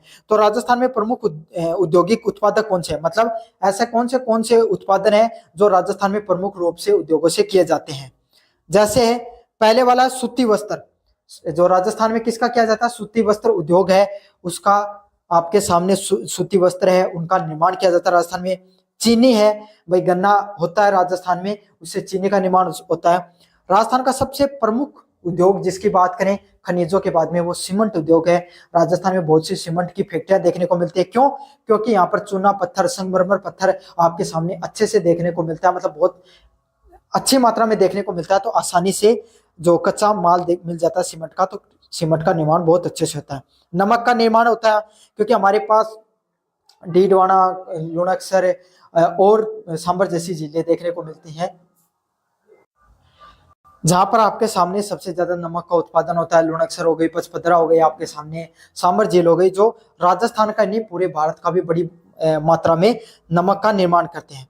उसके अलावा अपन बात करें सीसा, रसायन व हस्तशिल्प, हस्तशिल्प भी आपके सामने जो जोधपुर का क्षेत्र हो गया, जो जयपुर का क्षेत्र हो गया, वहां का हस्तशिल्प काफी ज्यादा प्रचलित है और पूरे भारतवर्ष में उसका इंपोर्ट एक्सपोर्ट किया जाता है, विदेशों में भी उसको आपके सामने एक्सपोर्ट किया जाता है।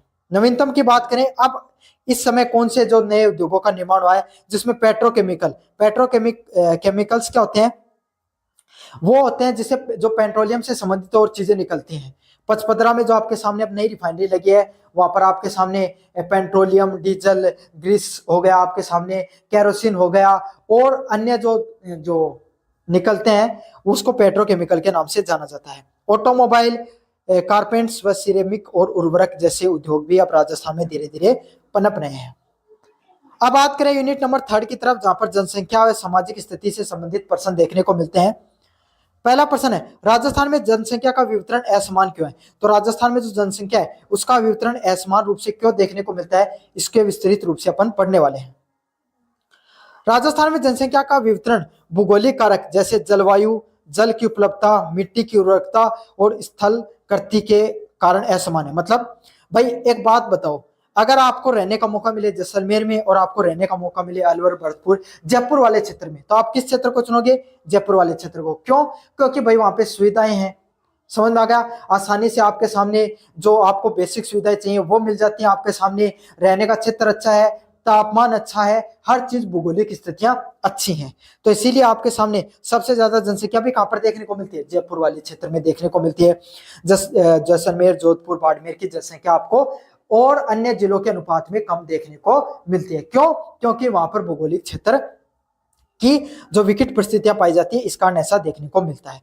तो यही कारण है कि राजस्थान की जो जनसंख्या है उसमें क्या हो गई, अलग अलग प्रकार के भूगोलिक कारक हैं, जैसे जलवायु, जल की उपलब्धता आपके सामने जो कम कम देखने को मिलती है, मरुस्थलीय क्षेत्र है, पानी कम देखने को मिलता है जैसलमेर, बाड़मेर क्षेत्र में। मिट्टी की उर्वरकता, अगर आप जैसलमेर में खेती करोगे नहीं होगी भाई, कम होगी। यही अगर आप अलवर, भरतपुर में, झालावाड़ वाले क्षेत्र में चले जाओ, उदयपुर, उधर की साइड में आपको अच्छी कृषि देखने को मिलती है। क्यों? क्योंकि मिट्टी की उर्वरकता ज्यादा है, पानी की उपलब्धता भी है। स्थल कृतियों का असमान होना, साथ के साथ जो स्थल कृतियां हैं भाई, आपके सामने अजमेर की बात करोगे, पहाड़ी क्षेत्र है। राजस्थान में अगर आप जैसलमेर वाले क्षेत्र में चलो, मरुस्थलीय क्षेत्र देखने को मिलता है, अरावली और अन्य क्षेत्र, पठारी क्षेत्र देखने को मिलता है सिरोही वाले क्षेत्र में। तो राजस्थान का जो स्थलाकृति है वो भी एकदम समान नहीं है, असमान स्थलाकृति देखने को मिलती है। जहां बात करें अपन पश्चिमी मरुस्थल की, वहां पर कम पानी, रेतीली मिट्टी देखने को मिलती है। तो पश्चिमी राजस्थान में क्या आपके सामने पानी की उपलब्धता भी कम है और रेतीली मिट्टी भी ज्यादा देखने को मिलती है। भौगोलिक परिस्थितियां वो विकट है, इस कारण वहां पर कम लोग रहना पसंद करते हैं। इस कारण वहां पर जनसंख्या का घनत्व भी कम है। इसी कारण से क्या है, जनसंख्या भी कम से कम देखने को मिलती है। जबकि अपन बात करें पूर्वी क्षेत्र पे, जहाँ पे उपजाऊ मिट्टी, पर्याप्त पानी और अरावली के कुछ हिस्सों से उपेक्षाकृत अधिक घनत्व पाया जाता है। तो क्या है, अब बात करें पूर्वी क्षेत्र की, जहाँ पे अच्छी उपजाऊ मिट्टी, अलवर भरतपुर वाले क्षेत्र बता रहा हूँ आपके सामने, और जो टोंक वाला क्षेत्र है ना, टोंक जो है आप बूंदी है, ये वाला क्षेत्र क्या है, यहाँ पे मिट्टी भी उपजाऊ है, पानी की भी उपलब्धता है, कुछ नदियां नाले भी आपको देखने को मिलते हैं, तो पानी का जो बहाव है, पानी का जो उपलब्धता है वो भी अच्छे से देखने को मिलती है। तो यहाँ पर सबसे ज्यादा जनसंख्या घनत्व है। फिर बात करें अरावली के जो क्षेत्र की, वहां पे थोड़ी कम विकट परिस्थितियां हैं, तो वहां पर घनत्व थोड़ा और ज्यादा अधिक पाया जाता है। तो यही है, राजस्थान में जनसंख्या के असमान वितरण के पीछे सबसे बड़ा कारण क्या है, आपके सामने जो भौगोलिक कारण है वो सबसे प्रमुख कारणों में से एक है। अगले वाला पॉइंट है, राजस्थान की प्रमुख जनजातियां कौन सी हैं। तो राजस्थान की प्रमुख जनजातियां कौन सी हैं भाई, एसटी जिनको बोला जाता है, शेड्यूल कास्ट, कौन सी देखने को मिलती हैं, तो देखेंगे कहाँ कहाँ पर वो पाई जाती हैं। पहली है मीणा जनजाति, जो आपको सामने देखने को मिलती है। जयपुर, अलवर व सवाई माधोपुर में आपको मुख्यतः मीणा जनजाति देखने को मिलती है। राजस्थान की सबसे प्रमुख जनजाति और सबसे ज्यादा जनसंख्या वाली जो जनजाति है वो कौन सी, मीणा जनजाति है, जो अलवर में पाई जाती है, जयपुर में और सवाई माधोपुर में पाई जाती है। अगली जनजाति की बात करें आपके सामने, भील जनजाति, जो उदयपुर, डूंगरपुर व बांसवाड़ा में पाई जाती है। तो अगली प्रमुख जनजाति है वो कौन सी है, भील जनजाति है, जो उदयपुर में, डूंगरपुर व बांसवाड़ा वाले क्षेत्र में प्रमुखतः पाई जाती है। अगली जनजाति की बात करें तो ग्रासिया जनजाति है, जो सिरोही, पाली व उदयपुर वाले क्षेत्र में पाई जाती है। तो अगली जो जनजाति वो कौन सी है, ग्रासिया है, जो सिरोही वाले क्षेत्र में पाई जाती है, पाली में भी और उदयपुर में भी आपको मुख्यतः देखने को मिलती है। फिर प्रमुख जनजातियों की बात करें तो सहरिया जनजाति है। सहरिया जनजाति मुख्यतः एक ही क्षेत्र में देखने को मिलती है, 12 वाले क्षेत्र में आपको मुख्यतः देखने को मिलती है। फिर बात करें डामोर, कंजर व सासी व कैथोड़ी, जो आपके सामने जो जनजातियां वो भी देखने को मिलती हैं, जहाँ पे डामोर हो गया, कंजर हो गया, सासी हो गया, कैथोड़ी जनजातियां भी मुख्यतः देखने को मिलती हैं। तो ये कुछ प्रमुख जनजातियां हैं जो राजस्थान में पाई जाती हैं। मीणा, भील, ग्रासिया, सहरिया व डामोर, कंजर, सासी व कैथोड़िया जनजाति भी आपको सामने देखने को मिलते हैं। नीचे वाली जनजातियां मुख्यतः आपके सामने क्या रहती हैं, घुमक्कड़ जनजातियों के नाम से भी देखने को मिलते हैं। राजस्थान की साक्षरता दर कितनी है, तो राजस्थान में साक्षरता दर की बात करें तो इसमें राजस्थान की साक्षरता दर कितनी है, 2011 की जनगणना के अनुसार राजस्थान की कुल साक्षरता दर 66.11 है। तो इस समय अगर 2011 की जो जनसंख्या है उसके अनुसार बात करें तो राजस्थान की साक्षरता दर कितनी है, 66.11 आपके सामने जो प्रतिशत देखने को मिलती है। मतलब सिर्फ 66% ही इस समय राजस्थान की कुल जनसंख्या है, जिसमें महिलाओं का और पुरुषों का अनुपात लिया जाता है। जिसमें पुरुषों की जो साक्षरता दर है वो कुछ अधिक देखने को मिलती है, जो 79.19% देखने को मिलती है, और महिलाओं की जो साक्षरता दर है वो 52.12% देखने को मिलती है, जो सबसे ज्यादा कम है आपके सामने। समझ में आ गया। तो पुरुषों की साक्षरता दर 69.19% है और महिलाओं की 52.12% है। ये आपके सामने 2011 की जनसंख्या के आधार पर अभी आंकड़े हैं, नए आंकड़े अभी तक अपडेट नहीं किए गए हैं। अगले वाले प्रश्नों की बात करें आपके सामने, जनसंख्या, राजस्थान में जनसंख्या वृद्धि के प्रमुख कारण क्या है। तो राजस्थान में जनसंख्या वृद्धि क्यों हुई, पिछले कुछ समय में काफी जनसंख्या वृद्धि देखने को मिलती है, ना सिर्फ राजस्थान में बल्कि पूरे देश में देखने को मिलती है। लेकिन राजस्थान में इसके वृद्धि के पीछे क्या क्या कारण होते हैं, इसके बारे में अपन विस्तृत रूप से अध्ययन करेंगे। पहला प्रश्न है उच्च जन्म दर, मतलब राजस्थान में जो जन्म दर है उसके बढ़ावे के कारण भी आपके सामने क्या होती है, जनसंख्या में वृद्धि देखने को मिलती है। कौन सा क्षेत्र है उच्च जन्म दर आपके सामने कहां पर देखने को मिलती है, विशेषकर ग्रामीण क्षेत्र में आपके सामने उच्च जन्म दर आपको देखने को मिलती है। मतलब पहले क्या हुआ करता था भाई, ग्रामीण क्षेत्रों में जो बच्चे होते थे वो क्या होते थे, वहां के कोई दाई हो गई, आपके सामने कोई महिला के द्वारा उनका प्रसव होता था, तो इस कारण मृत्यु दर भी ज्यादा होती थी। लेकिन अब क्या हो गया, हॉस्पिटल की जो योजनाएं है वो हॉस्पिटल देखने को मिलते हैं, आंगनबाड़ी है, जो अलग अलग प्रकार की सरकारी परियोजनाएं हैं, जिसके कारण क्या है, जो मृत्यु दर कम हो गई है, शिशु मृत्यु दर कम हो गई है और उच्च जन्म दर देखने को मिलती है। अगले वाला पॉइंट यही है कि आपके सामने मृत्यु दर में कमी होना, तो जो स्वास्थ्य जो सुविधाएं हैं पहले राजस्थान में परिवहन भी बहुत बड़ी समस्या हुआ करती थी। राजस्थान के सुदूर क्षेत्र या ग्रामीण क्षेत्रों में परिवहन उतना अच्छा नहीं देखने को मिलता था, लेकिन अब सड़कों का बेहतर निर्माण होने के कारण परिवहन भी काफी अच्छा हो गया है और लोग बहुत सरल व सुगम तरीके से आपके सामने पहुंच है। जो ग्रामीण क्षेत्र में भी हॉस्पिटल देखने को मिलते हैं, सामुदायिक केंद्रों में आंगनबाड़ी जो केंद्रों का निर्माण किया गया है ग्रामीण क्षेत्रों में, ताकि जो महिलाएं, गर्भवती महिलाएं हैं, उनकी देखरेख की जा सके। तो इससे क्या हो गई, मृत्यु दर है वो कम देखने को मिलती है और जन्म दर है वो बढ़ गई है। अगले क्या है, सामाजिक व सांस्कृतिक कांड। तो जल्दी विवाह करना, बड़े परिवार की जो प्राथमिकता देना। तो जो बाल विवाह है वो आपको पता है भाई, राजस्थान में बाल विवाह एक बहुत ही प्रचलित प्रथा थी। अब तो थोड़ी बहुत ज्यादा कम होती जा रही है धीरे धीरे वक्त के साथ, लेकिन पिछले कुछ समय में जब जो जन्म दर बढ़ी है पिछले 19वीं जो आपके सामने, खास करके 20वीं शताब्दी में आपके सामने सबसे ज्यादा ये बाल विवाह और जो बड़े परिवार रखने की जो परंपराएं थी, इस कारण भी जनसंख्या काफी बढ़ी है। निरक्षरता और आपके सामने परिवार नियोजन के प्रति लोग उतने ज्यादा जागरूक नहीं है, इस कारण भी जनसंख्या में बढ़ावा देखने को मिल रहा है। अगला क्या है, राजस्थान में महिलाओं की जो सामाजिक स्थिति पर संक्षिप्त में टिप्पणी कीजिए। तो राजस्थान में महिलाओं की स्थिति कैसी है, आपको इसके बारे में विस्तृत रूप से बताना है।